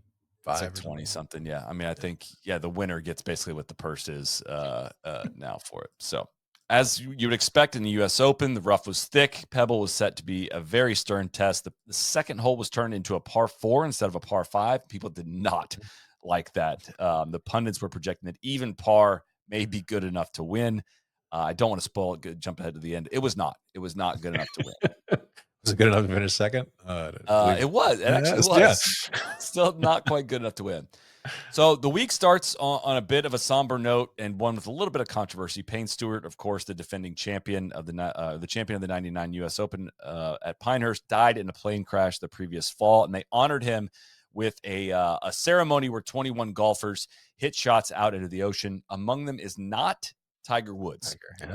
Tiger, he would say he would not allow himself to be put in that mental state heading into the tournament. He and Stewart were fishing buddies and golf travel buddies, taking trips to Ireland ahead of the Open. And he said, I basically summarizing, like I've spent a lot of time mourning the loss of my friend Payne. Every time I think of him, I think of being in pubs with him in Ireland, and I did not want to do that. I could not allow myself to get in that mental state the night before an open I always thought big that was a event. little unfair that he got criticized for I that. think so too. Like, not everybody wants to. I mean, he was the big name in golf, so everybody was wanting to him to sort of be front and center. But like, that's just not his sort of personality. Everybody should be able to grieve in their own way.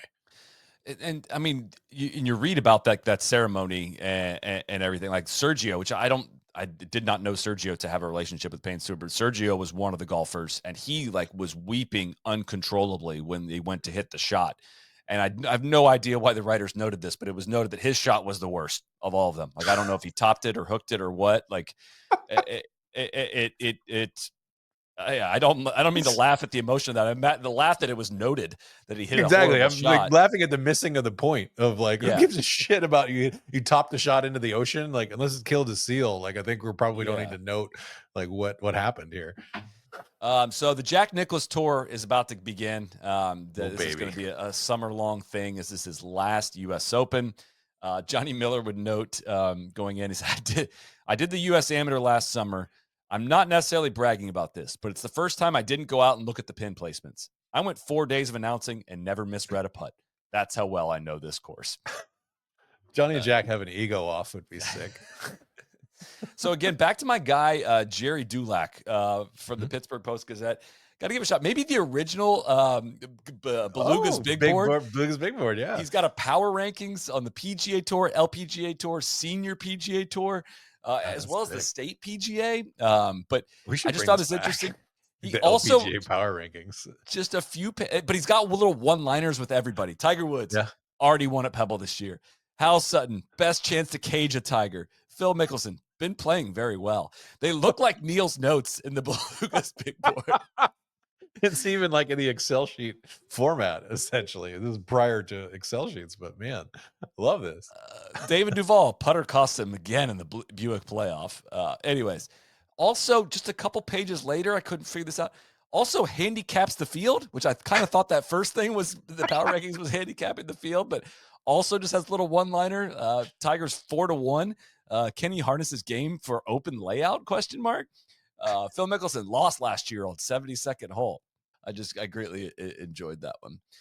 Tiger That's played Spyglass on Tuesday of this week. I think okay. just to kind of get away from the hysteria of things. And then on Wednesday night, Stevie got a call in his hotel room, and it was Tiger asking to meet him on the putting green with Butch. Tiger felt his hands were a bit too low standing over the ball, causing him to pull putts left, and so they grinded into the night on that. Spoiler alert towards the end, Tiger Woods would go on to not miss a single putt inside of 10 feet for the entire week of the U.S. Open. So not happy with his putting as of the night before, but would, of course, go on to set unbelievable records. Johnny Miller, I forget if I have this in here. I might be spoiling a little bit later, but Johnny Miller comes up to Marco Mira during a practice round. They're playing with Tiger and tugs on his shirt and says, "How's the kid doing?" And he's like, Mark's like, "It's the best I've ever seen. Like he's going to break every record. He's like the greatest player I've ever seen. It's remarkable." And Johnny says, "Well, can he not control his spin with wedges?" And Amira says, "He could hit a ball down to an inch of where you want him to right now." And so this leads to Johnny Miller going on the air and saying, "I think he's going to break records this week." And Mark's like, "All right, man, like come, I kind of gave you this one. You were doubting his wedge play when you came up in our practice round, and now you're making this claim." Johnny, I've always known he was a great player. I never thought I had any doubts whatsoever. So do you remember what like the feel good story was before Tiger goes off on that Thursday 2000 US Open? I don't. I don't at I, all. it's Bobby Clampett. He's a local Mm, favorite, a yeah. Monterey kid, and a current at the time CBS commentator. He Yeah. was playing his first event in 21 months. He shot an opening round 68 to be in a tie for fourth with Hale Irwin and Lauren Roberts. Monterey resident Jim Nance walked every step of the way, was calling Bobby's friends around the country from the course saying, "You're not going to believe this." As Bobby, I think he shot 5 under on the front nine. Like I remember tuning into I remember watching this and tuning in, like they were making this massive deal out of Bobby Clampett, which I did Yeah. not understand at the time why it was a big deal. But imagine like, Trevor I don't know who Immelman or so, the yeah, it comp is coming wouldn't out of be the that. booth and having a Shin Bacon. magical Shin Bacon. As always, going to document Tiger's fits in this era. We're fully buttoned up. We're God, I forgot about this shirt. It looks like when when you turn off your television back in the day and you get those like little lines that would go across. So we've still Oh, got the yin yang logo on the side of the hat, okay. black Nike hat, black shirt with yellow and red stripes on it, but fully buttoned up. Of course, the sleeves past the elbow. He cruised out to a first round 65 with no bogeys. Furyk was playing with him, raved about his ball striking. Parnevik was also in the group and said he putted like a god. And there's not really like a crazy highlight or anything that jumps off the page from this round. It's just like methodical and textbook. Yeah. Honestly, like modern comparison, it looks like what a lot of Scotty's great rounds look like. There's not one moment where you're like in awe. You're just like, that was no mistakes, hitting the right spot on every hole, made a few putts. And so, yeah, this is where Johnny Miller on Thursday said, I really do. This is the quote. I really do believe I got this hunch that Tiger is going to break every U.S. Open record this week and win by a big margin. So that's the quote that Mark would say. I have a very specific memory, Solly, of my dad calling me and being like, "What do you think about the U.S. Open this week?" I was like, I just don't have a feeling that Tiger's going to win. I think it's going to be somebody else. And then I remember I played a round.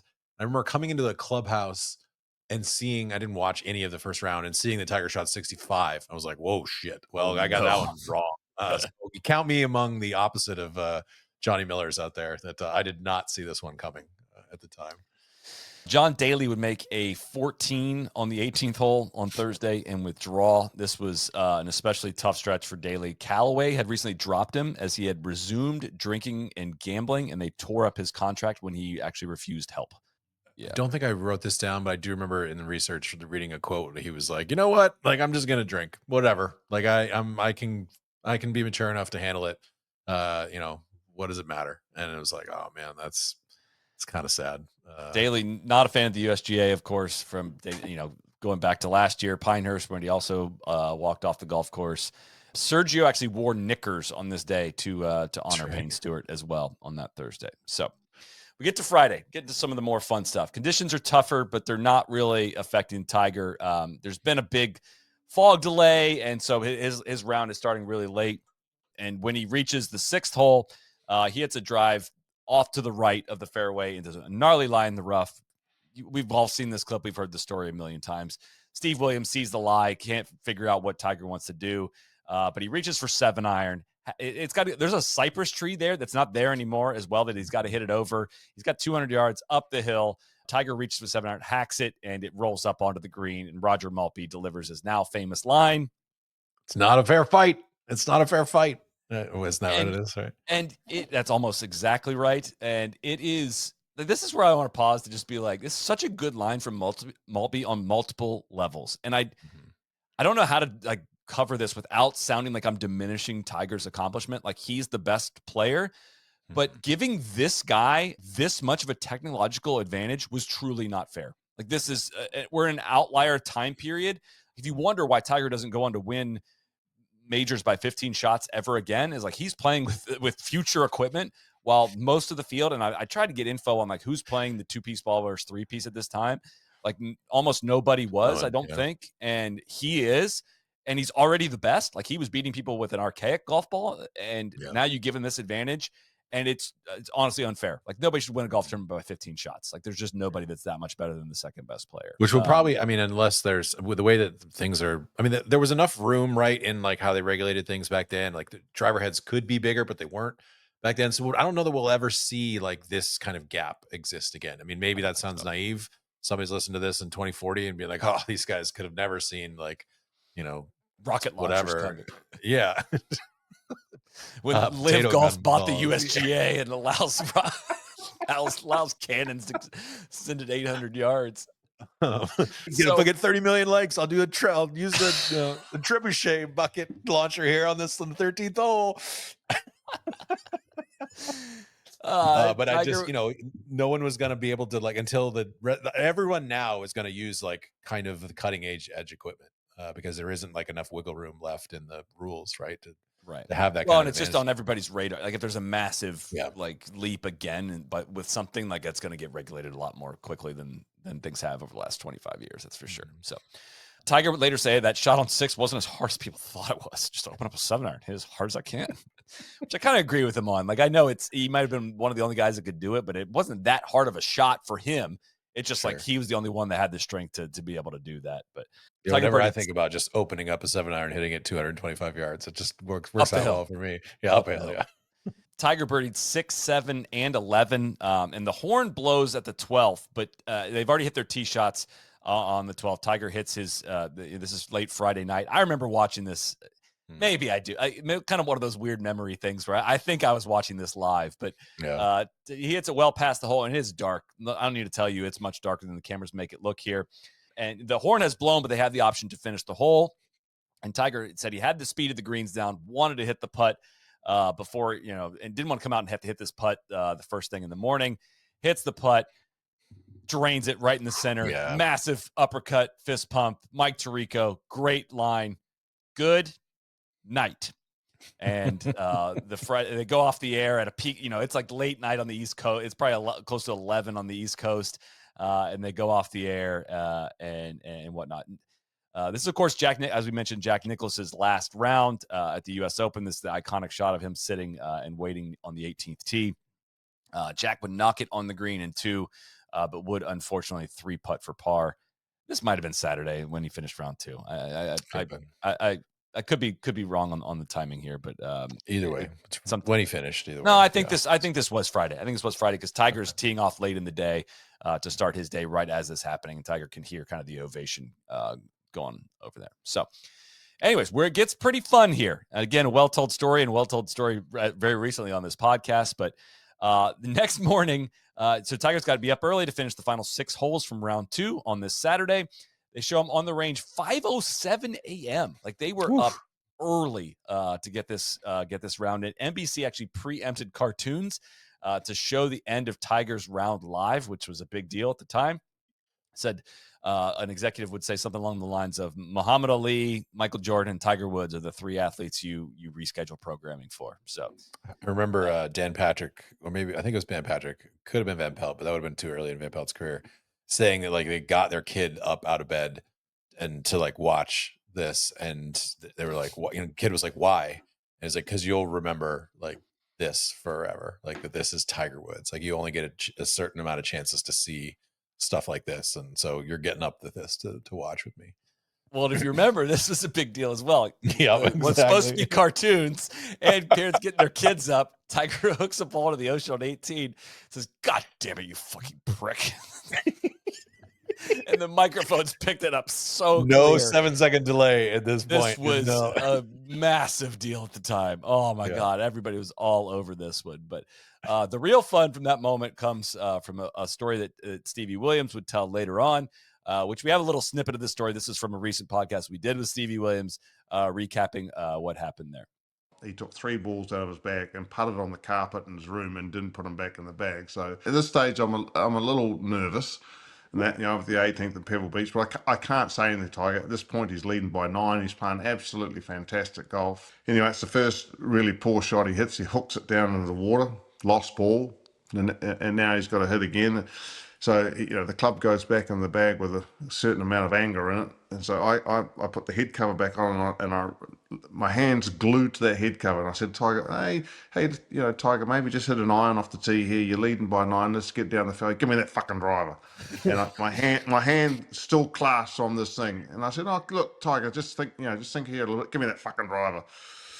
Okay, got to let him hit driver. Now, people say, do you get nervous caddying? Well, you don't really get nervous because you're not actually hitting the shots. You're only giving advice, and I've never found it nerve-wracking to be a caddy. But on this time, I'm absolutely shitting myself. And there's a certain saying that your ass is puckering. Well, I know what I know what that's about now. I'm standing there, and every bit of me, my toes, my ass, everything's just shaking. So anyway, he hits it down the fairway, and well, that's good. That's taking a lot of stress off. And I'm walking down there, and thought, oh, it's right behind that tree. And I'm looking, and as I'm walking to the ball, I'm saying to myself, I know what shot he's going to hit here. He's going to take a 3-wood. He's going to aim it left over the bay and cut it back. It's like, oh no, here we go again. Which I do have to call into question Stevie's memory on this item because he hits the driver way past the tree. 25 years of played an impact on Stevie's memory of this situation. So But that was yeah, the as you only mentioned, ball that he had in the bag left, so was the one that was in he play, had or 6 balls in his bag, and he took 3 out because he didn't putt on the putting green that morning because they had the early morning wake up. They had to get out there. So he putted on his hotel room carpet floor, took 3 balls out and putted and didn't put them back in the bag. Stevie picks up the bag in the morning, like he just dropped it off late the night before, didn't think to check the bag. When he reached down in there when they were on 13T, he like quickly realized there's only 3 balls in the bag. No big deal. 3 balls, 6 holes, best player in the world. But he hits a opening tee shot into the left rough, and he hits this like whacking. You've probably seen the clip of him just like one-handing a wedge out of this rough, and it like scuffed the ball. Like the hitting it that hard out of the rough scuffed the ball. So he walks off 13 and hands the ball to a kid. And Stevie sits there thinking like, do I go ask this kid for the ball? Like, this is going to be a scene. If I do, it's going to cause negative attention on Tiger. It's not going to be a good thing. So he lets it go. And they get all the way to 18 with the same ball. But then when he hits that in the water, now they're down to the last ball. And that's when he had to sweat it out. So I remember there was some discussion afterwards whether Stevie was like, I don't know if you can't borrow another ball from a competitor, but Steve could have like run into the clubhouse and you can. can. Okay. So Tiger was staying at the lodge. And Okay. so like what they could have done is gone, and Tiger could have gone and looked down in the ocean. Because if you watch how the ball, they couldn't have known this, but the ball like ricochets and plops into a little cutlet of water that like they could have found that ball if they really searched for it. That's one. So they could have gone down there. Tiger could have looked for it for 5 minutes, and Stevie could have sprinted to the lodge. He would have had to ask Tiger for the hotel room key, sprint to the lodge, and try to sprint back to go back to the tee. Or give me a hotel key. So, but if he hadn't changed to the tour accuracy, he could have just borrowed a professional from either of his 2 playing partners, that is Jesper and Furyk, that are undoubtedly at least one of them was probably playing a professional at that time. No penalty there. Right? But so if he would have borrowed, he could have borrowed a ball from them and had taken a 2-shot penalty. So then he would have been hitting, if he hit his, his last one out, then he would have been hitting 5, but 2-shot penalties, hitting 7 off the tee. With that ball. I know that story's been told a lot, and it's just still an amazing story. But Tiger would go make bogey on 18, and he holds a 6-shot lead heading into the weekend. Thomas Bjorn, Miguel Angel Jimenez are at -2. Jose Maria and Kirk Triplett -1. John Houston, Hal Sutton, Lee Westwood at even. Vijay Singh and Nick Faldo in the top 10 after 2 rounds at the 2000 U.S. Open. Cut was at +7. Only 17 players are within 10 shots of Tiger after 36 holes. So they did not need to use the U.S. Open within 10 shots rule. Greg Norman, Davis Love, Jesper Parnevik, Corey Pavin all missed the cut. Jesper Parnevik hurt his hip in a practice round and considered not finishing his round on Saturday, but he couldn't get a flight back to Europe, so he hung around to go finish the round and ended up completing his 80. And so then Tiger has a 7-hour wait to start round 3 on Saturday. So probably went back, got a nice nap in, and then heads to the first tee on Saturday. The sun's out. It's a totally different vibe out there. Tiger's got kind of a tanimal top thing going, brown on black shoes, black hat. But this was a pretty vivid little Saturday afternoon. And conditions were brutal on this Saturday. The wind is absolutely whipping, as you can see with the flag here. So we're off to a par start, but he runs into trouble on the 3rd hole. He has a ball balloon in the wind and come up way short of the 3rd green. A truly awful shot, but he gets unlucky that the ball stops in this thick grass around the bunker.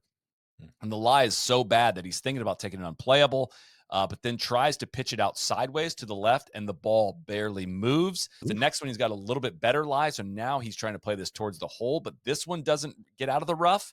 Now he's chipping greenside for 5. Got to get up and down for double. Chips it to about 10 feet and hits a horrible putt and walks off with triple.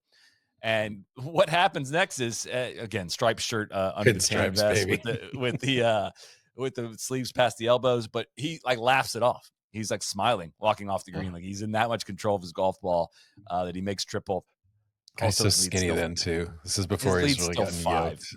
So it was noted in the book that he hated tight clothing in this time period because he was so skinny. So like he, he's working on his muscles, but he's still skinny at this time. But anyways, he still leads by 5 over Jimenez and Bjorn.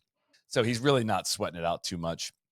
So, but he hits a second shot. He goes in the right rough again on 6, and hits his second shot into the same edge of the bunker on 6 up on the top plateau. It's on the top edge of the bunker. He's got to put 1 foot in the bunker, and it's kind of on a bald spot in there. And it's kind of like, okay, this could be a spot of bother. No, he hits an incredible shot out of this lie. It goes to about 8 feet.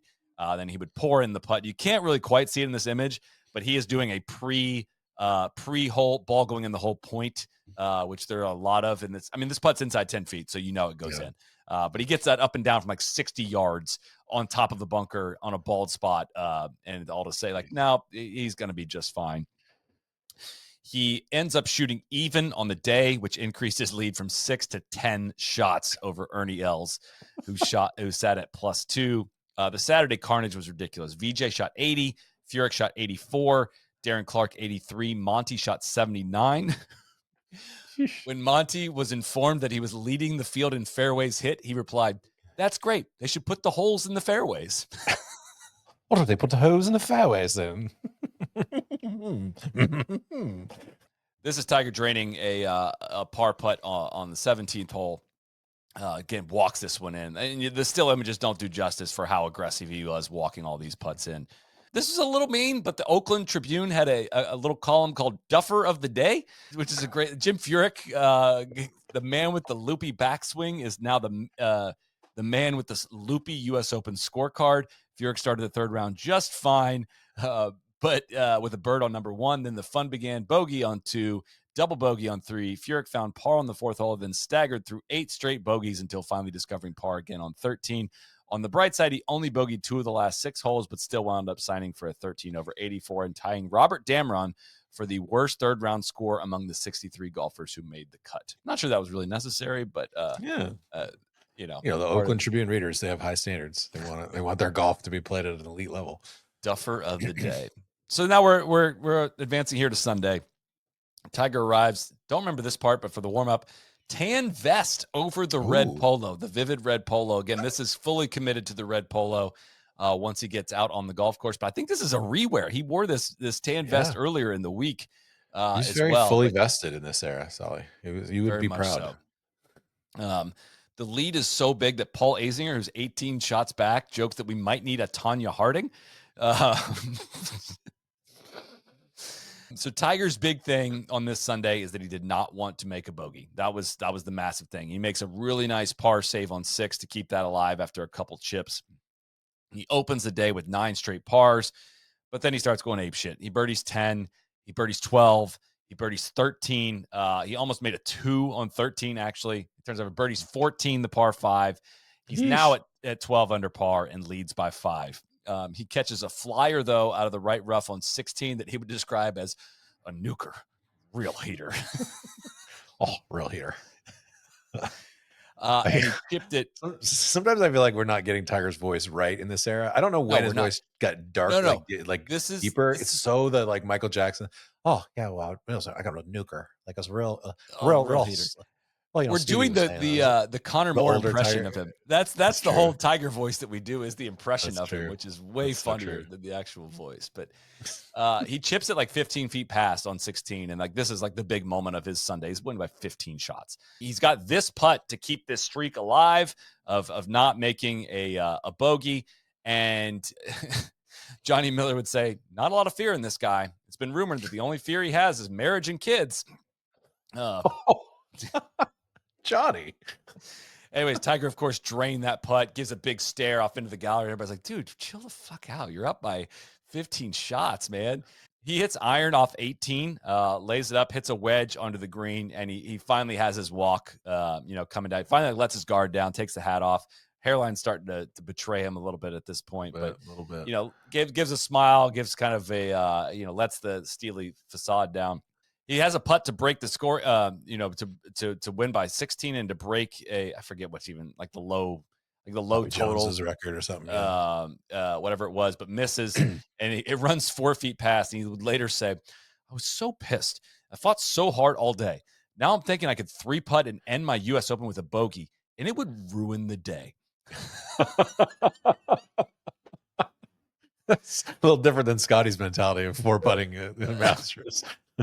It would ruin the day, Yeah. the day if he three-putted the last hole. 15-shot win eclipsed Willie Smith's 11-shot margin at the 1899 U.S. Open. It Jesus. surpassed the 13-shot major championship record that old Tom Morris set at the 1862 Open Championship. I'm not going to even list off all the records. Lowest round at Pebble in U.S. Open history. Lowest record for lowest 36 holes. Largest lead after 36 holes. Largest lead after 54 holes. Obviously, all the margin of victory records. Some of the quotes. Ernie Els, it was a privilege to play with him. Whatever I say is going to be an understatement. If I played out of my mind, I probably would have lost by 5, 6, or 7 shots. He's the Michael Jordan of golf. I considered tackling him, but that wouldn't work because on top of everything else, he gets stronger every day. Tiger would say, this is from Steve William and Evan Priest book, Together We Roared. He said, Stevie, best get your ass to St. Andrews and learn every blade of grass at the old course. I'm going to play even better at the British Open. So final board, Tigers at -12, Miguel and Ernie at +3, John Houston at +4, Lee Westwood, Padraig Harrington +5, Faldo top 10, +6, Vijay, Stuart Sink, David Duval, Lauren Roberts at +7. Tiger could have shot 81 on that Sunday and still won the U.S. Open. Wow. I would bet that was probably one of Faldo's last top 10s, I imagine. I would don't need to look certainly it up, but I would think this is very much in the last gasp of Faldo is a great player. So the USGA Epic film on YouTube this event has 9.5 million views. I mean, this tournament transcended the sport, right? Everybody was watching this. It was on in prime time on the East Coast. It's one of the most significant events and achievements in modern day golf. Data Golf, of course, has as the greatest major championship performance since 1983 with +7.8 strokes gained per round. Peak Tiger was +0.388 strokes. So like he was double peak Tiger for this performance. Like it's really that back to the not a fair fight. Like him playing with this equipment in this event was truly not fair. And this event would be what would get Mickelson and Wally Uline's ear about golf ball technology and would help spark the birth of the Pro V1 later that year. How about that? I'm sure like they had to have been in development at that point. Like the time cycles, it wasn't like they were like, oh, we should try a 2-piece ball. I'm sure it was in development. You think Phil was accidentally taking credit for something that was already set in motion, Soly? A couple other notes that I kept seeing in old newspapers around the world of sports. John Rocker got called up back to the bigs in this week. Rafael Furcal got a DUI and also found out that he's 22 and not 19. That happened during this week in the year 2000. But thank you, Soly. What a lovely trip down memory lane. That is it for one of the wildest U.S. Opens in history. Tiger, of course, had a massive advantage over the field in the year 2000 and many other years after that because he was hitting the ball so darn far. You can also hit the golf ball a lot farther. If you go to thestacksystem.com/NLU and use code NLU, you'll get 10% off the products on this website. And it is a program that I cannot tell you enough great things about.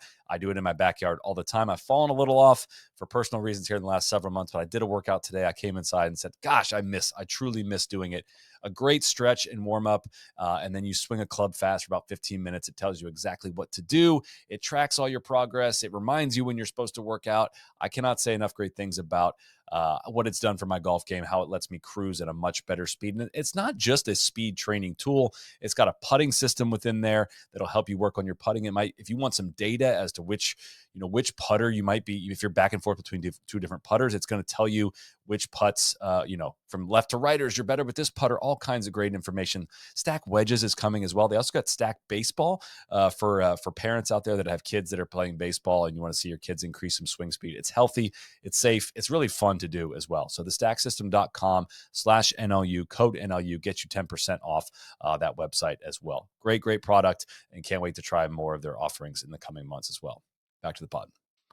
All right, Soly, before we get to the Open Championship, I want you to know that Jack Nicklaus dropped a banger of an interview with Golf Digest in the lead up to the Open Championship. There's a lot of Jack's career that we have, I don't know if we were we were just young enough that we didn't live through any of it. And so it's fun to get like little windows of things. This is the age, Jack is 60. He's competing in his last kind of majors, although he will play again in 2005 in the Open Championship. We'll keep playing in the Masters for a little bit longer, but these are the last kind of ones where, he's eligible for being in them as a result of his senior open victories or whatever it is. And so this kind of, we're getting like a state of Jack Nicklaus things. He's sitting down for kind of the retirement tours, the kind of what's the state of your life, what do you meant to the game sort of stuff.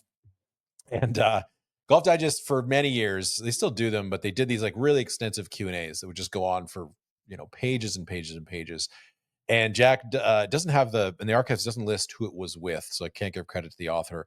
But there's some really delightful anecdotes in here, some of which you will have recognized because they've been told sort of many times moving forward. But I think this is like some of the first evidence of them, maybe that exists outside of books or whatever. Jack is he's having lunch with the writer as he sits down to this thing, and he's talking about how he's feeling a little fat these days, and he's eating some potato soup. And he says, I shouldn't be eating this potato soup. I'm about 200 pounds, but I should be like 190. But I exercise a lot, and I'm still on the go, so I should be able to get this off. Speaking of which, there's an old story about how Barbara used to prepare dough for the cookies, and some of that cookie dough never made it into the oven.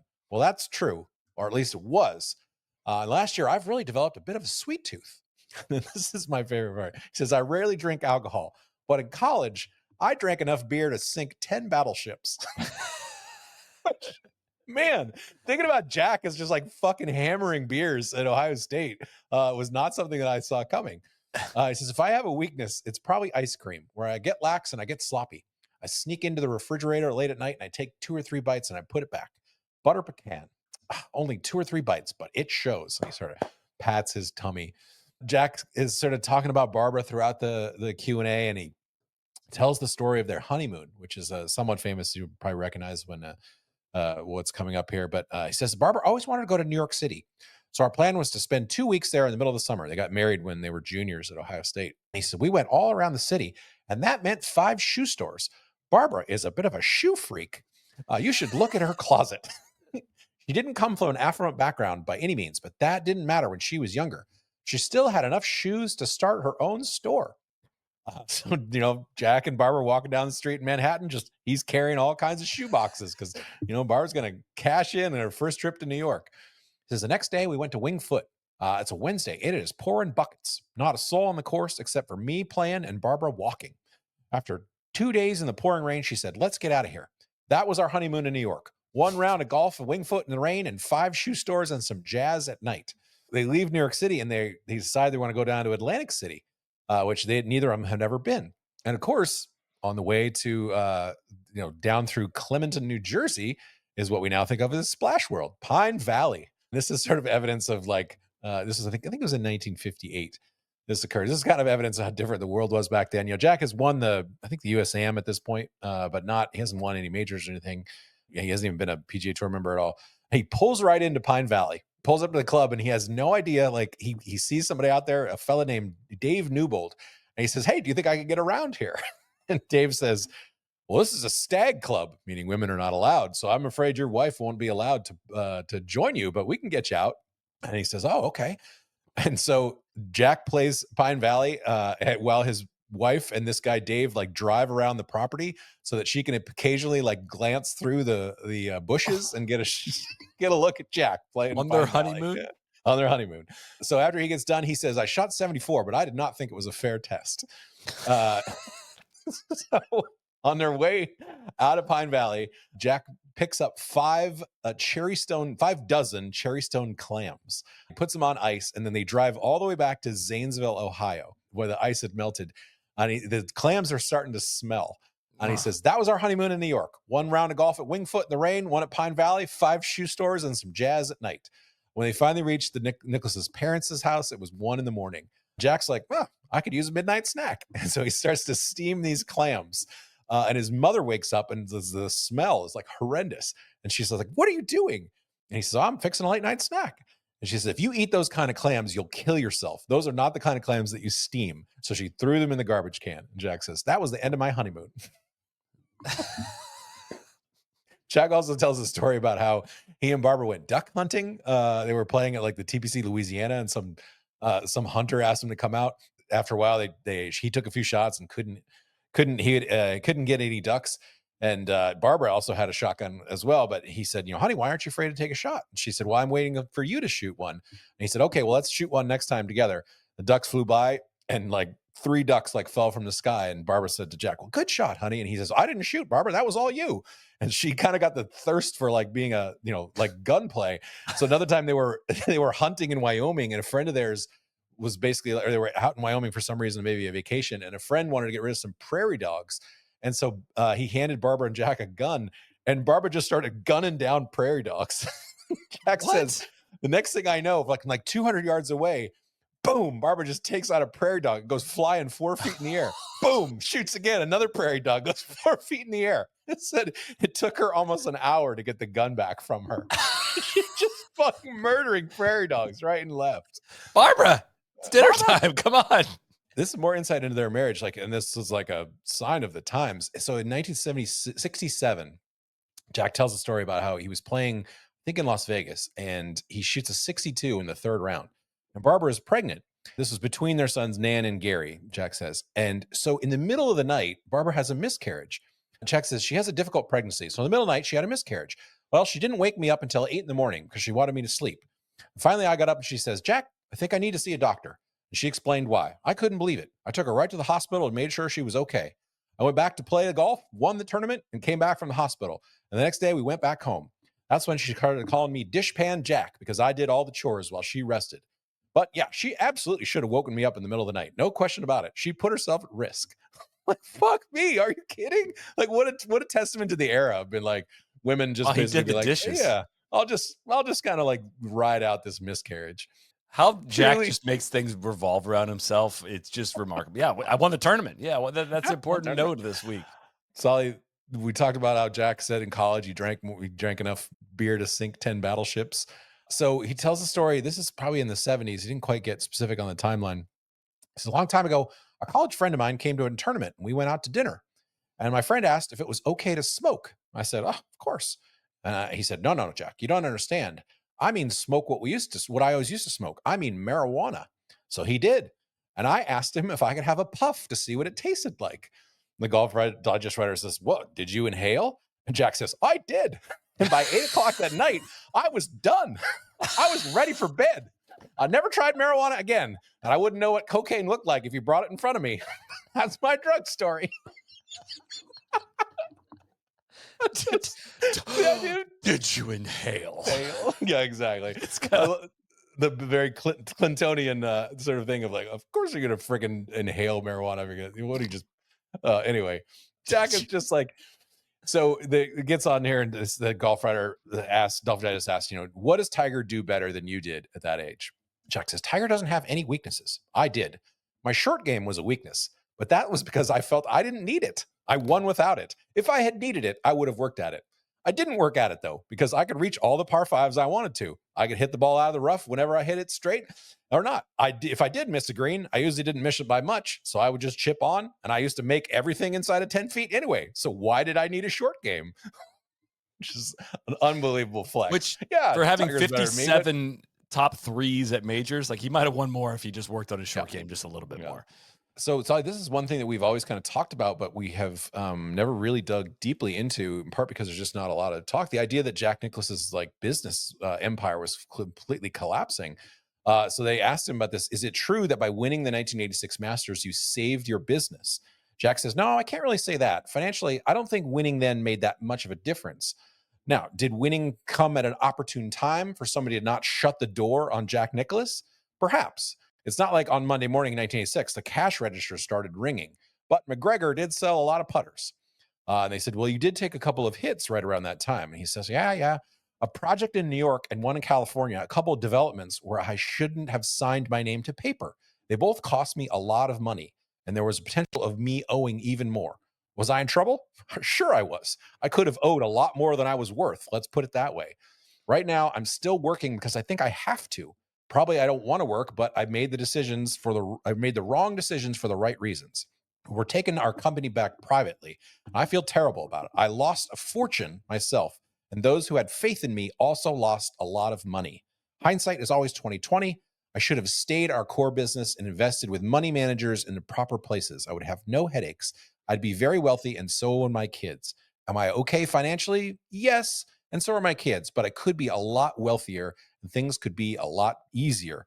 They asked him, did you trust too many people? He said, always have. I feel bad for the people who trusted me, who saw Jack Nicklaus as the chairman of the board of a company and lost money because of it. Again, we've always heard kind of rumors. There's stories in the 1986 Gamer that Sports Illustrated wrote about how like he was kind of on the verge of like, I don't know, like Arnie was the guy who made so much money. Jack had so much success in the course, but he did not have Arnie's deft business touch. They did say at the end, asked him, which I think is a pretty cool quote here, is it important to you to be remembered as the greatest golfer ever? And Jack says, in my lifetime, if people choose to remember me that way, that's probably what I'll be. But it's like a golf tournament. If you try your best and somebody plays better, you tip your hat to them, which is what I would do to Tiger or anybody else if they break my records. Besides, and this is the quote I like, I had my century. Tiger can have the 21st. I know I won't be the greatest golfer of this century. So the Open Championship at St. Andrews, this is that story, that piece ran in Golf Digest in July. And so it's sort of the table setter for this. Tiger, of course, Soly is everywhere at this point. He's on the cover of SI, the cover of People, the cover of GQ, the cover of Golf Digest, the cover of ESPN, the magazine. Shout out to my old stomping grounds. Knight Ridder, which was a big news service at the time, did a big story about Tiger trying to explain how he had inherited Michael Jordan's mantle for not only superstardom, but the need for privacy. Beginning of the article lists all the people who turned down interviews or lest they be ejected from his inner circle. That includes his parents, Butch Harmon, his girlfriend, Joanna Jagoda, his buddy, Jerry Chang, basically anybody who wasn't Marco Mira was not giving it. We did find out from this, Tiger was something of a ball knower back in the day. His time at Stanford, apparently used to wander into Bill Walsh's office on slow days of golf and talk ball because Bill Walsh was the coach of Stanford back then. One of his friends does reveal that Tiger plays a lot of Mortal Kombat. That was his favorite video game back in the day. One of my favorite anecdotes from the Together We Roared book was the first time Stevie goes to meet Tiger at his house. Tiger's like, yeah, come on in. I'm just finishing up. And he goes right back and he's had to finish up a video game before he and Stevie started talking. Hope Stevie got a popsicle. I'm like, hey, Katie. I remember this issue. ESPN the magazine put him on the cover and said that he could be estimated to be worth $6 billion someday. I believe he's fallen a little bit short of that, but they didn't anticipate him having to give half of his wealth to his spouse at some point along the way. He invested, at this point, Tiger has invested in the All-Star Cafe. The other people investing in this are Ken Griffey Jr., Monica Seles, and Luke Perry of 90210 fame. At the opening of one of these things, Luke Perry said, it's like being with Elvis. No, actually, it's more like being with Moses. So Butch, in the lead up to St. Andrews, basically says he wants to be the greatest player the planet has ever seen. His desire is unlike anything anyone has ever seen, and he is the most gifted player the planet has ever seen. And guess what? He's better right now than he was before Pebble Beach. We talked a little bit about technology in your last segment here. During the practice rounds on the 352-yard ninth hole, Tiger drove the green. And so Butch tossed him one of the old gutta percha balls that had been used in the old Tom Morris days to see if Woods could do it again. Tiger drove it 239 yards and then had to hit a 5-iron from 120 yards just to hit it onto the green. So if you'd like to have evidence that the game has not always been the same, there's a good window into it. Calcavecchia played a couple practice rounds at St. Andrews with Tiger and said that Tiger made 18 birdies in 36 holes during their practice rounds. God. Gary Player says he would be thrilled to welcome Tiger into the Grand Slam Club. However, he said, I think Ernie Els is going to win the tournament. There's a little bit of testiness for some of the players here who are starting to get tired. Sergio says, he's not the only one who knows how to make birdies. But asked about their rivalry, David Duval said, let's be realistic. It hasn't been much of a rivalry. Lee Westwood says he's so much better than anyone else at every aspect of the game that it's possible he could win this tournament by 15 shots. Just coming off one. Defending champ Paul Lawrie almost has to pull out before the start because he's giving a clinic with some young children, and a kid took a wild swing and hit Paul Lawrie on the wrist, which his wrist swelled up. It sounds like something like one of the young Schuster boys would do, or perhaps young Patrick someday, Soly. He says, it was painful, but I'm not in doubt for Thursday. I just got a bit of swelling. It'll go down tonight. It's not like it'll do me that much damage. In the same Golf Digest edition that Jack was in, Tiger actually penned his own column. He used to write these things back for Golf Digest in the day, where he talks about Jack Nicklaus. He talks about the first time that he ever met Jack Nicklaus, and he says, you can imagine my surprise when I first met Jack Nicklaus and discovered that I was taller than him, because he had loomed over me my entire life. Apparently, when Tiger was 15, and Jack came to watch him hit balls at like a clinic or something, and Tiger hit a bunch of shots, and Jack said, "Tiger, when I grow up, I want to have a swing as beautiful as yours." They stood and took a picture together, which I've never seen. I would like to see that picture. If someone has a Tiger 15 and Jack probably would have been, 35, 40, somewhere in there. It says, my dad first told me about Jack when I was 6 or 7, and he wanted to make sure that I knew the history. He proclaimed Jack to be the greatest ever, and Jack immediately became the standard against which I measured myself. I saw a clipping in the LA Times that noting some of his accomplishments, including the first time he broke 80 and 70, the time he won the state am in Ohio and the U.S. Amateur. I was pretty young, but I understood that if I was going to become the best, Jack's records were a pretty good place to start. So I cut out that paper and tacked it just above the headboard of my bed. Figured it was a nice little barometer to see what someone else had done. If I could do that, well, great. If not, that would be fine too, but at least I had something to shoot for. He tries to downplay at a certain point later on that 18 was the goal. It's never the goal. 15. Yeah. It's bullshit. Like there's evidence that he was telling people this like right from the jump, that he changes the legend of it a little bit here and there. Like at some point he's like, 14 was always my goal. Like I never thought about whatever. And back then we're still counting Jack's amateurs here, so it's like 20 was the actual goal. Yeah. Tiger said he struggled a little bit with some of the attention, even back in the day when he was winning the US Ams, but the Jack sort of pulled him aside and he said, he put Tiger writing, I'm quoting this, he put in perspective how to handle the media. He said it was my responsibility to talk to them as long as I was the focal point of the tournament, no matter how well or how badly I played, which I thought was like kind of interesting. I mentioned his girlfriend, Joanna Jagoda at the time. She's a law student at UCLA, introduced to each other by mutual friends. They've been dating for a couple of years, and she would come to tournaments and such not, but refused to give interviews, which was sort of an essential thing. There's rumors, of course, of them getting engaged, which Tiger denied publicly. Earl will later give an interview to TV Guide. TV Guide giving interviews to Earl Woods. It's like such a window into time. What a line that is. But Earl says, when asked about rumors, it says, a wife can be a detriment to a good game of golf.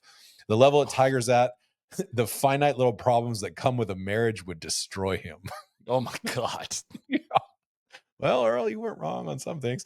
As John Vandevelde was asked in the lead up what his reaction was when they replayed the British Open on television recently, his collapse. He says, it wasn't much of a reaction. I was there, if you remember. I did it, so I remember. People have asked me if I had dreamed about it. I have some better things to do than dream about that. That will be in my nightmares, not my dreams. Tiger's on the cover of Time, as I said. Big, long interview, sort of, digging into him. This is the first Open at St. Andrews that Sam Snead has been to since 1946 when he won the tournament.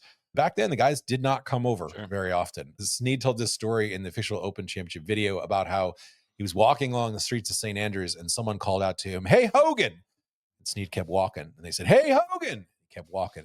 And a kid ran around in front of him. I'm sure it was a British kid, so I should really do the Scottish British accent. He said, "Hey." And Snead said, "I'm not Hogan." And then the kid said, "Well, you're somebody." And he said, "You're damn right I am." And he won the Open Championship by 4. Did not play again in the Open period until 1962. That's why it's like hard, I think, to sort of gauge, the total slams for some of these people, because like wins in 46, doesn't even play in it until 62. And Sam Snead ended up winning 7 slams. All right, so the first round kicks off, Soly, and Tiger begins the tournament by making 8 straight pars. But he turns and makes 5 birdies from the 9th on and posts 67, which has already got the field kind of like a little bit nervous. Ernie says, when you see Tiger at 5 under and you haven't even started your round, you've got your work cut out for you. But Ernie is up to the challenge. He shoots a 66, including birdieing the road hole. And when he comes into the tent afterwards, he's able to talk around his round for all of 45 seconds before the press asks about Tiger. Ernie says, "Come on, that's not fair. I just shot a 66. If you want to talk to Tiger, call him on the telephone." Oh, I did forget to mention this. I got to go back and show this. Before the tournament, I didn't have this in my notes, so I did have it in the pictures. Our boy Seve and Colin Montgomery were honored with a doctorate from the University of St. Andrews. So I feel like we should call them Dr. Monty and Dr. Seve. As you can see here in this picture of them wearing their fancy clothes. Seve is still competing, but not much of a factor. The stuff that is completely like out of sorts with the driver and such. Also, this is what Bernard Langer looked like back in the day, like very much like a Hogwarts professor. He does. So at one point in round one, this is crazy. Where would you say this is Nota Bigay, and he is hitting? Where would you guess this is on what hole, Soly? You know the old course fairly well. Is he hitting out of the burn on the first hole?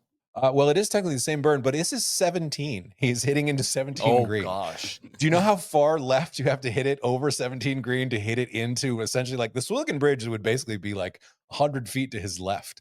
I was shocked when I saw how far this was in the Open Championship official video. Like, I don't know how the shot wasn't included in there, but that sucker must have ran forever.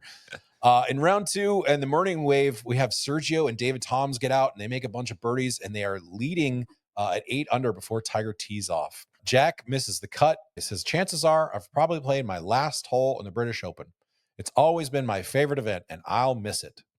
Spoiler, Jack does not play his last British Open. He comes back in 2005 for another victory lap. So Tiger goes out. This time he doesn't make pars at the beginning. He birdies the first, the fourth, lips out an eagle on 5. Then he birdies the 9th, the 12th, and the 14th. Just an absolute clinic. He actually hits it to where, like, in a weird spot on 17, but it ends up in this little patch here over the gravel road, but not onto the actual road hole. Where he's able to chip that up. He chips it up onto the mound that makes up the back of the road hole bunker. Uses the slope, lets it sort of come back down the slope. Just an absolute like beautiful shot. He shoots 66 after making a par on 18. He's 11 under. You're just sort of like, man, like what a dude. This is just a brief thing. Sevy does not need the cut, but I want you to say he gets this fucking ball up and down. Oh my God. Out of course push. Yeah. Just Sevy still had some magic back in the day, but he hits that to like 8 feet and then makes a putt. Just a minor note here. Someone named Manny Zerman made an albatross on the 5th, only the 4th in the history of the Open Championship. So in round 3, people are kind of already starting to feel resigned to what is happening. Tom Lehman says, I looked at the board and I'm just getting lapped. It's not fun. Faldo, whose record of 18 under is almost certain to fall, says, I don't like it one bit. I'm just going to have to go play in Tigerless tournaments. But he says that everyone with a record should get ready to hand them over to Tiger too. He's just going to go and blitz them all. Faldo also said, I think he's mentally stronger than Jack was when you think about all the attention that Tiger had to deal with. And Jack, he's starting to come to grips with this series. The fact that Tiger is coming along doesn't bother me in the least. In fact, I was rooting for someone to come along or else someone else to come along. If someone challenges my record of 18, I think it would be good for the game of golf. In round 3, Tiger finally makes his first bogey in 63 holes at a major. According to Steve Williams' notes, this is Tiger's first 3-putt and ended up on the 9th in 248 holes. He went 7 weeks dating back to the Memorial without a 3-putt. David Duval, though, is struggling a little bit with an injured back, but he shoots a 32 on the front to sort of get into the mix, ends up turning in 66, gets into the final group with Tiger at 10 under. Bernie Langer shoots a 66, so he's kind of in the mix. But Tiger, he comes back and he's, he just keeps fucking making birdies. Birdies the 12th, the 13th, the 14th.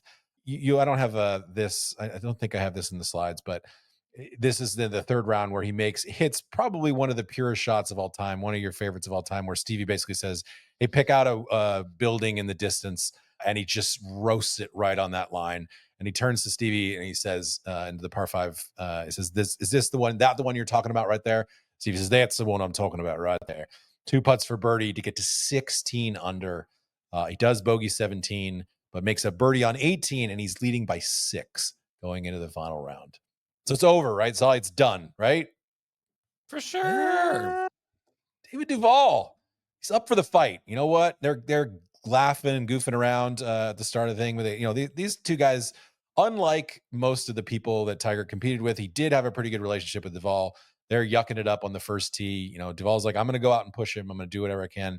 He's trying to win the career Grand Slam. I'm trying to win my first major. I'm sure there'll be a little bit of nerves either way. So Duval goes out, he birdies number 2, he birdies number 3, and he gets the lead down to 4.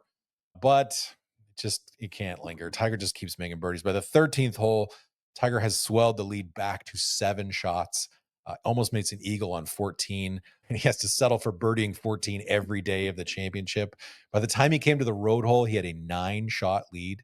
Poor David Duval hits it into the road hole bunker, takes 2 hacks at it, cannot get it out from the wall, has to hit it backwards with a little sort of like slap thing, and then try to makes an 8 on the road hole bunker. Tiger gets to 20 under after birdieing the 16th. He's the first man to ever reach 20 under in a major before he bogeys the 17th to get back to. Yep. But he still pars the last to break Faldo's record of 19 under par. Sorry, I do actually have footage of this shot that he hit into 14, the par 5, where he just absolutely smokes this one. The shot you're talking about? That's the one right there. That's the one right there, Tiger. Just an awesome display. Tiger did not make it into a single bunker the entire week. Each person is assigned a person to officially rake the bunkers. And so the press kind of joked that the guy who was there in their group had the easiest job all week to just carry a rake around with Tiger the entire week. As he's coming up 18, he's looking like he's Moses. Shout out to Luke Perry for that quote, is leading the masses up 18, which is always one of the best things about the Open Championship. So I don't know if you remember this. I'm not even sure it made it onto television, but a streaker ran out onto the green on 18, in full display here. And this was, of course, delighted the tabloids that the streaker was there. A little quotable action after here. Tom Watson says he's raised the bar to a level that only he can jump. I think someone is going to have to put some flubber on the bottom of their shoes to jump over that bar. He is supernatural. Flubber. Flubber. Such a Tom Watson reference. So talk about a piece of art that I've never thought of ever once again since the year 2000, probably. What year was that movie? Yeah. There's an old version that's like from the 60s. I think they remade it somewhere, and I'm sure Tom Watson is referencing the one from the 60s. Mark Calcavecchia says, if Jack Nicklaus was in his prime today, I don't think he could keep up with Tiger. He is the chosen one. Ernie Els he finished 8 strokes back. He says, I played in a different tournament. I played in the regular tournament, and Tiger played in his own event. In one way, it's incredible to watch a guy play so much better than the rest of the world. In another way, it's tough to talk about him every time, but I guess I might have to get used to it. Steve Rushin, one of my favorite writers of the era, he gets the gamer for SI. He writes in his lead about Woods emerging from the sort of hotel there. He says, under one arm was a symbol of his old soul experience, the other of his unfathomable youth. In his right hand was a claret jug, awarded to the Open Championship. On his left was his carry-on bag bearing the faded sticker of the cartoon character Cartman from South Park. There's a line in here. You talked a little bit privately about how the old-timey sports writing has gone away. But there's a line in the Sports Illustrated line that I still remember reading it, and it makes me laugh now. It says, golf has gone strictly black tie, THAI, and it is no longer optional. His mom is quoted in this talking about how Tiger is still a kid in a lot of ways, even if as an adult. She says, if he tried to boil water, he would burn the pot. She's not quite convinced that he's like ready to grow up. But an unbelievable, Nicklaus is sort of, it's funny because we just talked about Jack, in 1 minute he's like, I'm all for it, and the next minute he's like, man, why don't some guys step up? Nicklaus says, everybody has thrown up the white flag and has surrendered. It's a bad story for you guys if there aren't any challengers. You guys won't have anything to write about. It's just people are kind of at awe. They don't really know what to sort of say. The closing of the Sports Illustrated article says, one only hopes that Wood can enjoy his feats as much as others do. When Justin Leonard, briefly a contender to Tiger's generational supremacy, won the British Open at Troon in 97, he sneaked back onto the course at midnight and drank champagne on the 18th green. When Woods left St. Andrews in a jet wash well before the clock struck 12 on Sunday, he did celebrate in a small way that suggests he might one day loosen up, maybe even undo the top button of his polo shirt. Before leaving town, he ducked into a building on the grounds of the old course and said thank you to the tournament committee. He posed for pictures while flustered staffers struggled to work their Instamatics. Finally, a claret jug in his left hand, he raised a glass of champagne with his right. Said Tiger, I'd like to make a toast to St. Andrews. The new and future champion took a small sip and grimaced, a small smile, and then another, and he politely began to make his exit. But his girlfriend wouldn't have it. Keep drinking, she shouted. Tiger Woods dutifully emptied the flute. So I'll revisit this at the end of your thing, but Tiger eventually ends up being the first ever Sports Illustrated athlete to be named Sportsman of the Year twice. which we can get to in a second. I'll show you the cover of that, but there was really no other honor that could have, no other person who could have given the honor after the guy, won 3 majors this year. But I will pass the baton back to you now, as he has captured the second Grand Slam of the season. One of my favorite nuggets again from the Steve Williams and Evan Priest book was just like Tiger and David Duval flew home together on a PJ after that one, and then Duval would go on to win the Open Championship the very next year. But just like Duval riding back with the claret jug, the year before, going to. I mean, we'll get there in 2001 with Troom, but I love that little nugget as well. But I also love that he was doing. I mean, it's the widest fairway in the world. He was hitting irons off the tee on one and just letting loose. I remember these massive club twirls. He was just doing these ridiculous, like almost like President's Cup style, when he walks after it, club twirls off that opening tee. And he just was operating at a different level of swagger back then. Yeah. So. And so much, I mean, like, look at the joy. I mean, like there's, this was really kind of like, I think this one he really managed to enjoy maybe a little bit more than Pebble, because he wasn't, I don't know, like he just was like, you know what? Like I'm feeling myself. My game is about as good as it could possibly be. Won by 23 shots in back-to-back majors. It's just, it's insane. But speaking of challengers, he needed a challenger and he would get one at the very next major, which was held at Valhalla. Let me holla at you. August 17th through 20th, year 2000, 7,167 yards. The PGA was just here 4 years prior. I don't know what the hell was going on in the year 2000 that we let Valhalla enter our lives the way it did. It gets described in a bunch of articles as rising the lists of top golf courses in the world, when in reality it was just that the PGA of America had an interest in the club. That interest grew from 25% to 50%, and I believe all the way up to 100% at a certain point. But they kept wanting to have it there because it was a massive moneymaker for them, and they didn't have to share the profits with the home club. The 2004 PGA was also supposed to be at Valhalla, and it was unexpectedly moved to Whistling Straits, but it was going to host 3 PGAs in less than 10 years. 9 years. Wow. And it was not well received in the year 2000 either. We'll get to some of that, but Jack Nicklaus will be playing, of course, his last PGA on a course that he designed. He would, of course, be paired with Tiger Woods on days 1 and 2. The PGA of America traditionally paired up the 3 major winners, but since Tiger was hoovering up the prior 2, they needed to find a third. I don't know when Glory's last shot came into our lives, but I just love the graphics from the PGA of America does have a video up on YouTube to recap this one. Do you think they did that because we hectored them so much? I think it's because of Tiger. I think that's exactly why this one's out. I would like to just pause here then to shame Sports Illustrated for their fucking archives are so bad at this point. Like I pay for us to be able to have access to the SI Vault, and it is so hard to like get working links. Anyway, so if you're listening to this, Sports Illustrated, please take whatever money you have left to clean up the vault. This is a random image of just like Nick Faldo and Ernie Els signing autographs, but like this was golf in this time period to me. These guys spent so much time signing autographs. They're probably just sweating their asses off in these massive cotton shirts, but they're just like, they're not rushing through this at all. They're really taking their time signing for everybody after 18. I just saw this image and I was like, man, that's seared in my memory in terms of what golf looked like for an impressionable teenager. I see the bag behind him. So this is probably even before they get to scoring. They're signing autographs. You would never. I think this is a practice round. This is a practice. Okay, This is leading up into the week and into the hype and everything. But gotcha. Michael Wilbon has a column titled "Is Too Much Tiger Bad for Golf?" Isn't there like an old headline journalism rule? Like anytime that there's a question mark in a headline, the answer is always no.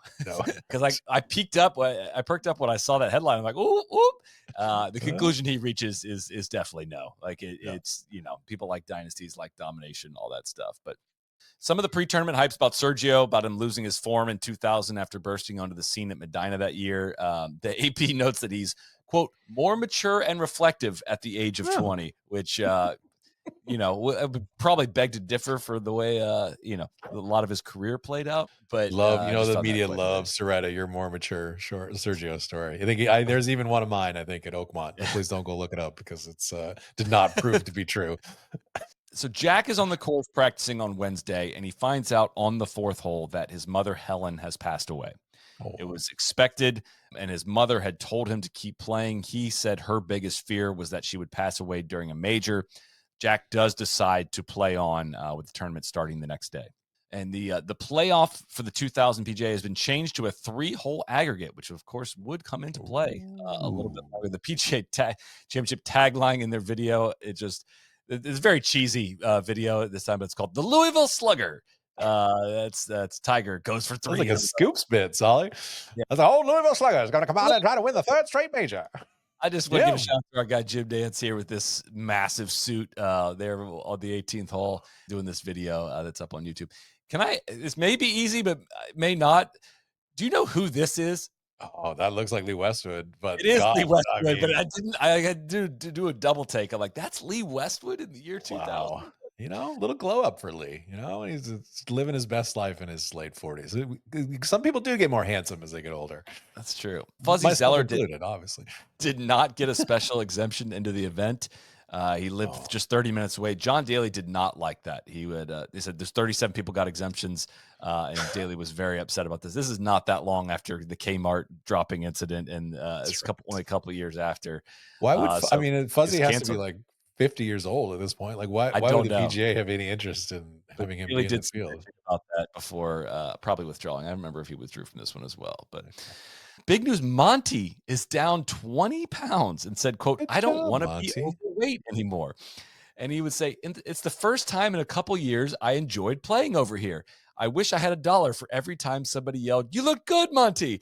It was a big change in the way the American crowd accepted me. I'd like to thank the American public for accepting me and respecting me, which just a year after Brookline, which the Americans still had not apologized for. That's a surprising turn of events. But be nice to Skinny Monty. So the temperature is a massive theme for the week. The Ottawa Citizen writes, what's green and flat and hotter than a toaster set on burn? Why? It's the PGA Championship at Valhalla Golf Club here in rural Kentucky, where if it gets any warmer, they're going to use thermometers for flag sticks. Oh man! If I turned in a story like that and had you and DJ read it, you'd be like, Kev, let's punch up this lead a little bit. Superintendent Mark Wilson, I don't think it's the PGA Tour player, said they had to give some of the greens ice baths to keep them looking green. I never heard of that. You giving greens ice baths at night, but. Some sources had Tiger at even money to win this. Some had him as a 7-4 favorite. He can join Ben Hogan as the only players to win 3 of the modern majors in 1 year and the first to defend a PGA title since 1937. Ernie has finished runner-up in each of the 3 majors this year. David Duval would not play this week due to a back injury. So the Tiger, Jack, Vijay pairing is all the buzz, and I'm sorry, but it makes me laugh that the most accomplished player of all time putts like this. It's just like it's such a jarring cut that this is how Jack Nicklaus putted his whole career. And like Jack is like hyping himself up to like compete in this thing. And Barbara would whisper in Jack's ear on the first tee. She would say, "Remember, bears eat tigers."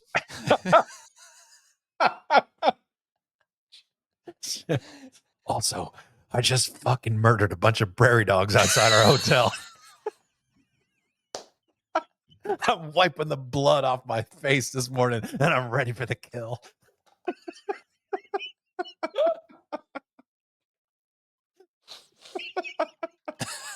Sorry. I just love that she's trying to hype him down. Like literal peak tiger. She's trying to hype up like the 60-year-old bear to go chase him down. Anyways.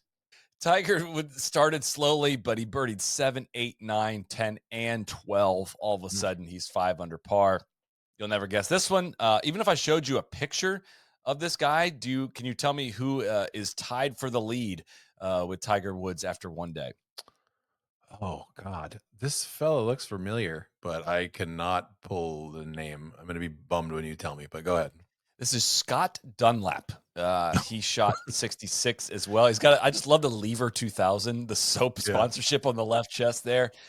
Plays a lot of international tours, not a big PGA Tour player at this time. Nance in the video describes him as the 37-year-old bachelor, Scott Dunlap, which I don't know why we needed to put marital status. Ladies, if you're interested, Scott Dunlap is available. He would also say, and Darren Clark, a husky lad who disdains the game's physical fitness craze. Wow. Don't cancel Nance. You know, so this is the time. Sign of the times. So yeah, Darren Clark and DL3 are a couple back at 4 under. Stephen Ames, Ed Fryatt, Fred Funk, and JP Hayes are at 3 under par, which this is a picture of JP Hayes. I was going to quiz you on that one. You were not going to get that one. I would not have gotten that one as well. A lot of names in this one. Like not big names, just a lot of random names at this one. Stuart Appleby, Brian Henniger, Miguel Angel Jimenez, Jonathan Kay, Tom Kite, Phil Mickelson, and John Vandeveld. John Vandeveld in the top 10 after round 1. John played some pretty good golf. You see his name like keeps popping up. He keeps like was contended in a lot of tournaments. He's a kind of a joke, but people forget that he could actually play. Jack would fly back up to Ohio for the night to be with his family and make it back in plenty of time for the 1:25 tee time the next day on that Friday. So some writing after Thursday. Joe Posnanski would declare, it's official. PGA Championship belongs to Woods. This is the first time in golf history that a man has won a major championship on the first day. The column, it's very well done. He mentioned Scott Dunlap, who is, again, tied for the lead at the PGA Championship, and he has absolutely no chance to win. That's a quote. And Dunlap's quote says, hey, when your first win, you never know when your first win's going to happen. Jeff Slumans was at a PGA. Why can't mine? End quote. And then Posnanski continues, well, because Sluman won his PGA when Tiger Woods was getting ready to start the 8th grade. That's why. Those were different days. Everybody won a major championship sooner or later back then. Heck, all you had to do was wait around and eventually Greg Norman would hand you one. Ooh. I guess this is a flame-throwing column. St. Louis pro Robert Goss, he had a tough week with his caddies. First of all, his first caddy from St. Louis couldn't get there on time, so he had to hire a Valhalla caddy, John Tackett. Tackett had to go to the hospital after Monday's practice round for heat exhaustion, and then Tackett buckled in 9 fairway on Thursday and had to be rushed to the hospital because of dehydration. Goss had to finish the round with caddy Craig Cheney, who was another caddy at Valhalla, who was watching the tournament at home on TV and had to drive to the course 20 minutes, going about 80 miles an hour to go caddy the back 9 for Robert Goss.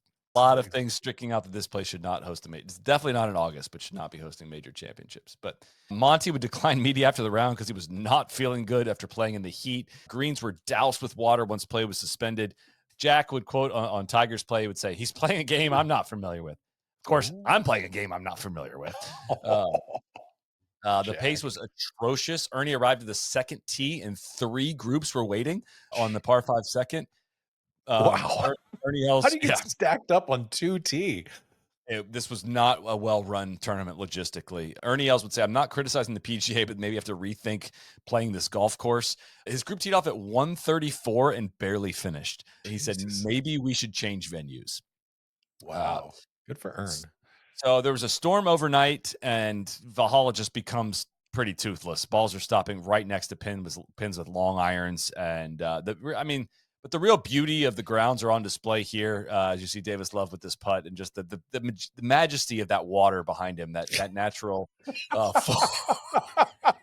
If you're listening on the podcast, it's the dirty brown sewage ditch water. It's so horrendous looking. Augusta, Pebble, St. Andrews, and Valhalla were the 4 major championship sites of this year. It's just ridiculous. So as the Friday round moves along, again, this Jack and Tiger thing was a big moment. They're walking up the 18th hole together, and Mike's pick up their combo. Jack says how great it's been to play with him, and he hopes they do it again sometime. Tiger says, let's finish it out the right way. Nicklaus needs to hole out for eagle to make the cut. He had a much better second day. And by God, he almost did it. This is the ball spinning right in front of the hole, missing by a cup and a half, maybe 2 cups in front of the hole. It would stop a foot away. He would make the tap-in birdie. And the ovation. The shadow made it, Scully, but not the actual ball. The shadow is in the cup. Good sports writer analogy trick or whatever. And I mean, the ovation for him was epic. Like, considering the emotion of the week with his mom and like the setting with Tiger and the passing of the torch, like this was catnip for golf fans. Like this was, I remember this being a big ass moment. Well, people think it's the last major, maybe maybe he'll still play in the Masters, but people think, it's the last non-Masters that he'll ever play in. Yep. So Nicklaus, after playing a couple rounds with Tiger, would say like he's better than I thought, like way better than I even thought he was. I mean, it's just truly majestic shot shaping and everything he's doing. And he pulled Stevie aside at one point and said, make sure you stick with this guy, which was, I mean, I think Stevie knew that at that point, but just interesting. No, Jake, I was thinking about looking at some other bags. Tiger shoots 67. He's got a one-shot lead over Dunlap, who did not go away. Hung tough, shooting 68. Fred Funk, JP Hayes, and DL3 are at -7. Noda and Bob May are at -6 after both shooting 66. So Bob May shot 72 when it was firm, then shoots 66 as soon as it softens up. Stuart Appleby's at 5 under. Stephen Ames, Thomas Bjorn, Greg Chalmers, Darren Clark, Phil Mickelson, and David Toms at -4. Of note, Bob May is playing on a special exemption from the PGA. Daly continued his tough year, shooting 74-82. This is from Drew Sharp of the Detroit Free Press. This is more Valhalla hate. But the first 2 rounds did nothing to heighten the PGA Championship standing as the poor stepchild of the 4 majors. Many players criticized Valhalla, suggesting the PGA-owned course wasn't worthy of major status, primarily because of its rather lightweight par 5s. This was from an old ESPNGolf.com article. It says, Big Bird, the Harvey Pinnock of the Rugrat generation, often says, one of these things is not like the other. What should we make of the following foursome? Augusta National, Pebble Beach, St. Andrews, Valhalla. Which one doesn't belong? Even Regis would be embarrassed to ask this question. David Duval said, I think Valhalla is a perfectly nice golf course for a Nike Tour event. Oh, zinger. Justin Leonard would say, I'm not going to tell you it's my favorite golf course in the world, but we're all playing it this week. So that's where we are. Man, I think that we got some hate for shitting on Valhalla 10, 15, 20 years later. 25 years later, I guess. 25, yeah. For 24, yeah. The article say few pros will openly attack Valhalla, at least publicly. Privately, they say it's nothing more than the kind of TPC course the PGA Tour sees frequently. That has too few memorable holes, too many trumped up ones, and too few ways to separate the great from the not so great. It's fucking spot on. Like, it's still the same 24 years later when, like, it just was really, really hard to make a mistake and make a bogey because it was just a turkey shoot in 2024. Rocco immediate story. Rocco had to withdraw from the tournament because before the tournament started, he was sitting in a chair outside the clubhouse and the chair collapsed. I don't know the full story of why this happened, but he would hurt his right wrist, right shoulder, neck, and lower back as the chair collapsed that he was sitting in. Steve Loy, his agent, was pissed as Rocco was on the cusp of making the President's Cup team and they were deciding on the captain's picks right after the PGA. And his quote is, at a time when we all knew Rocco was at a career high and at the healthiest he could possibly be both physically and mentally, we find it incredible that a major championship run by the PGA of America would be the setting for something like this to happen. Like, he's blaming the PGA for the chair collapsing. Shitty chairs. Oh, that's good. Several other withdrawals. Ben Crenshaw, Tom Lehman, after a poor opening rounds. Lehman was rushing back from injury. This was a tough week to be an alternate because a lot of people were withdrawing after poor starts.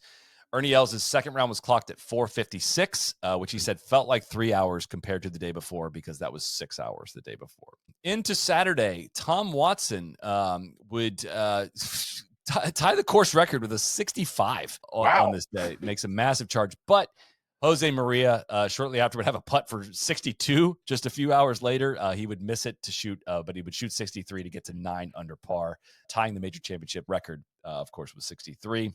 You don't see this often. This is Tiger on Saturday.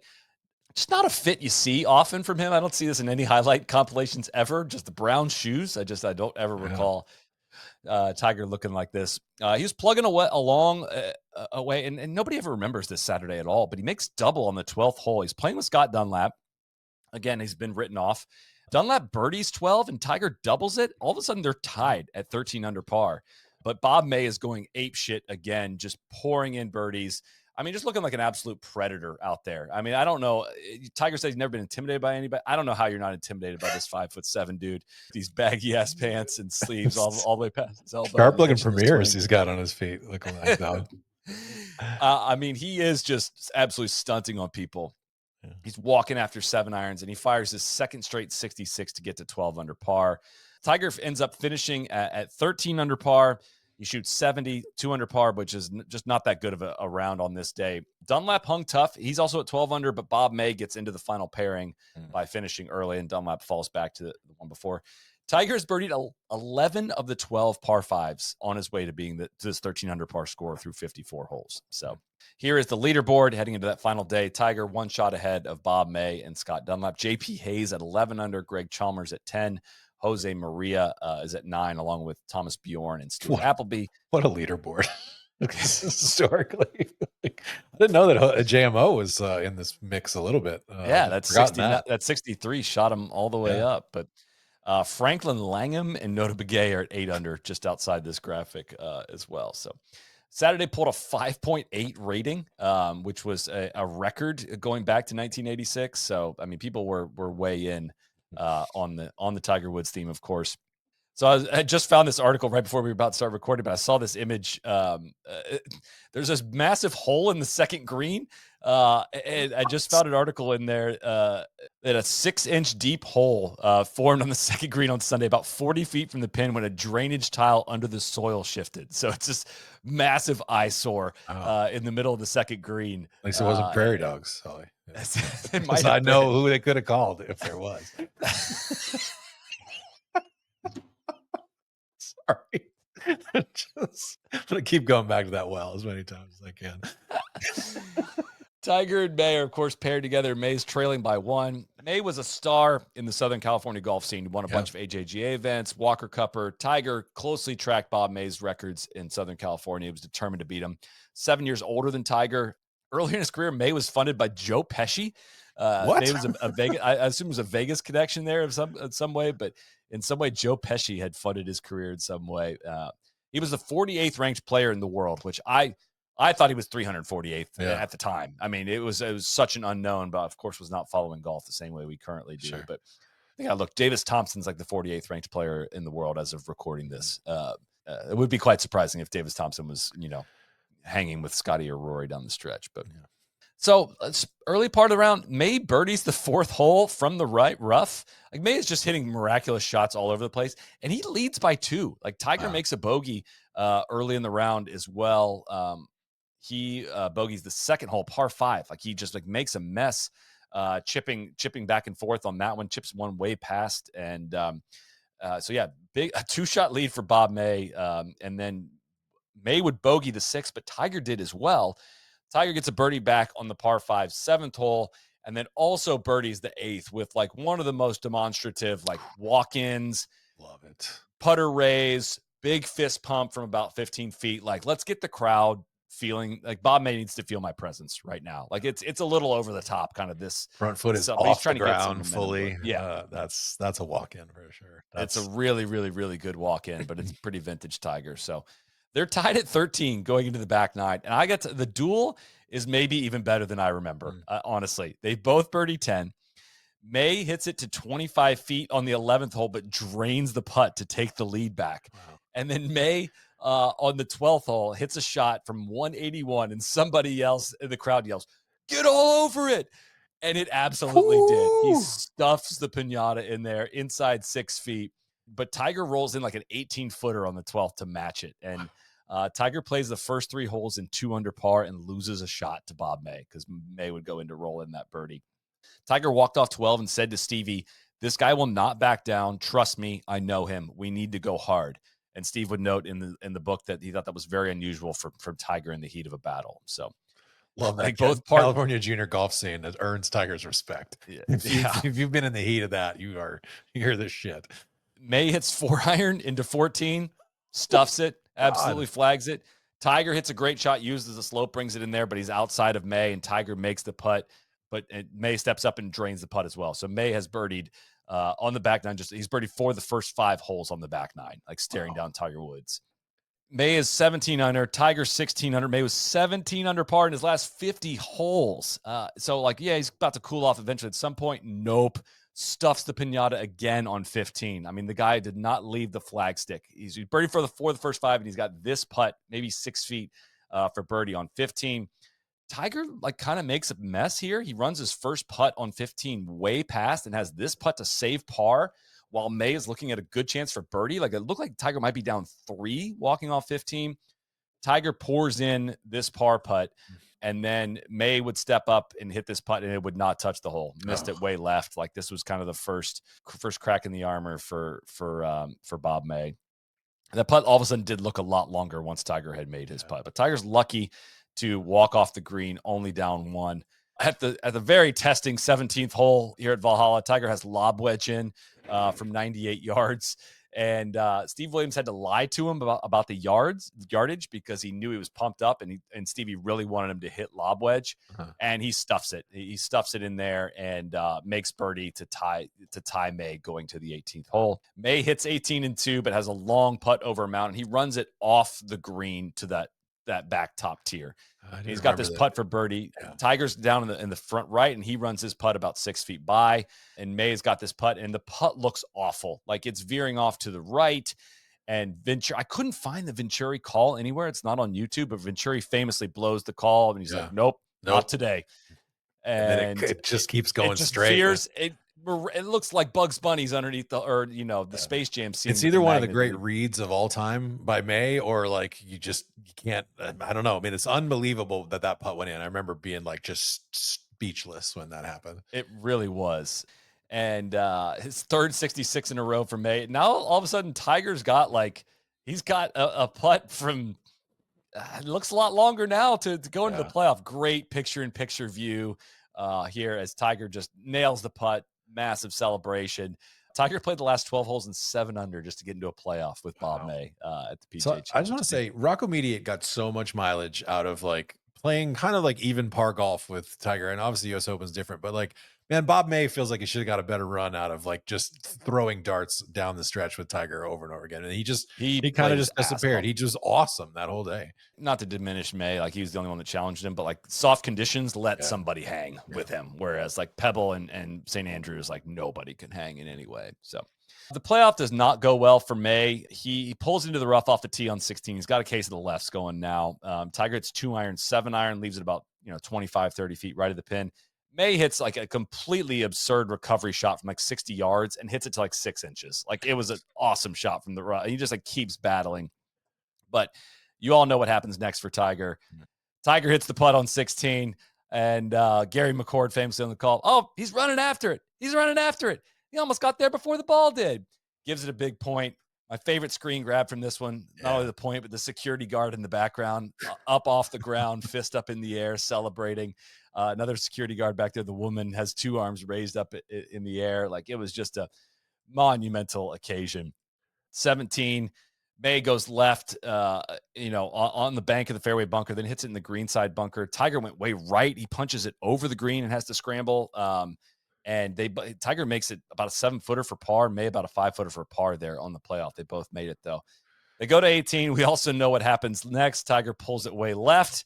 Great mystery. The big controversy. Maybe one of the dumbest arguments that we do.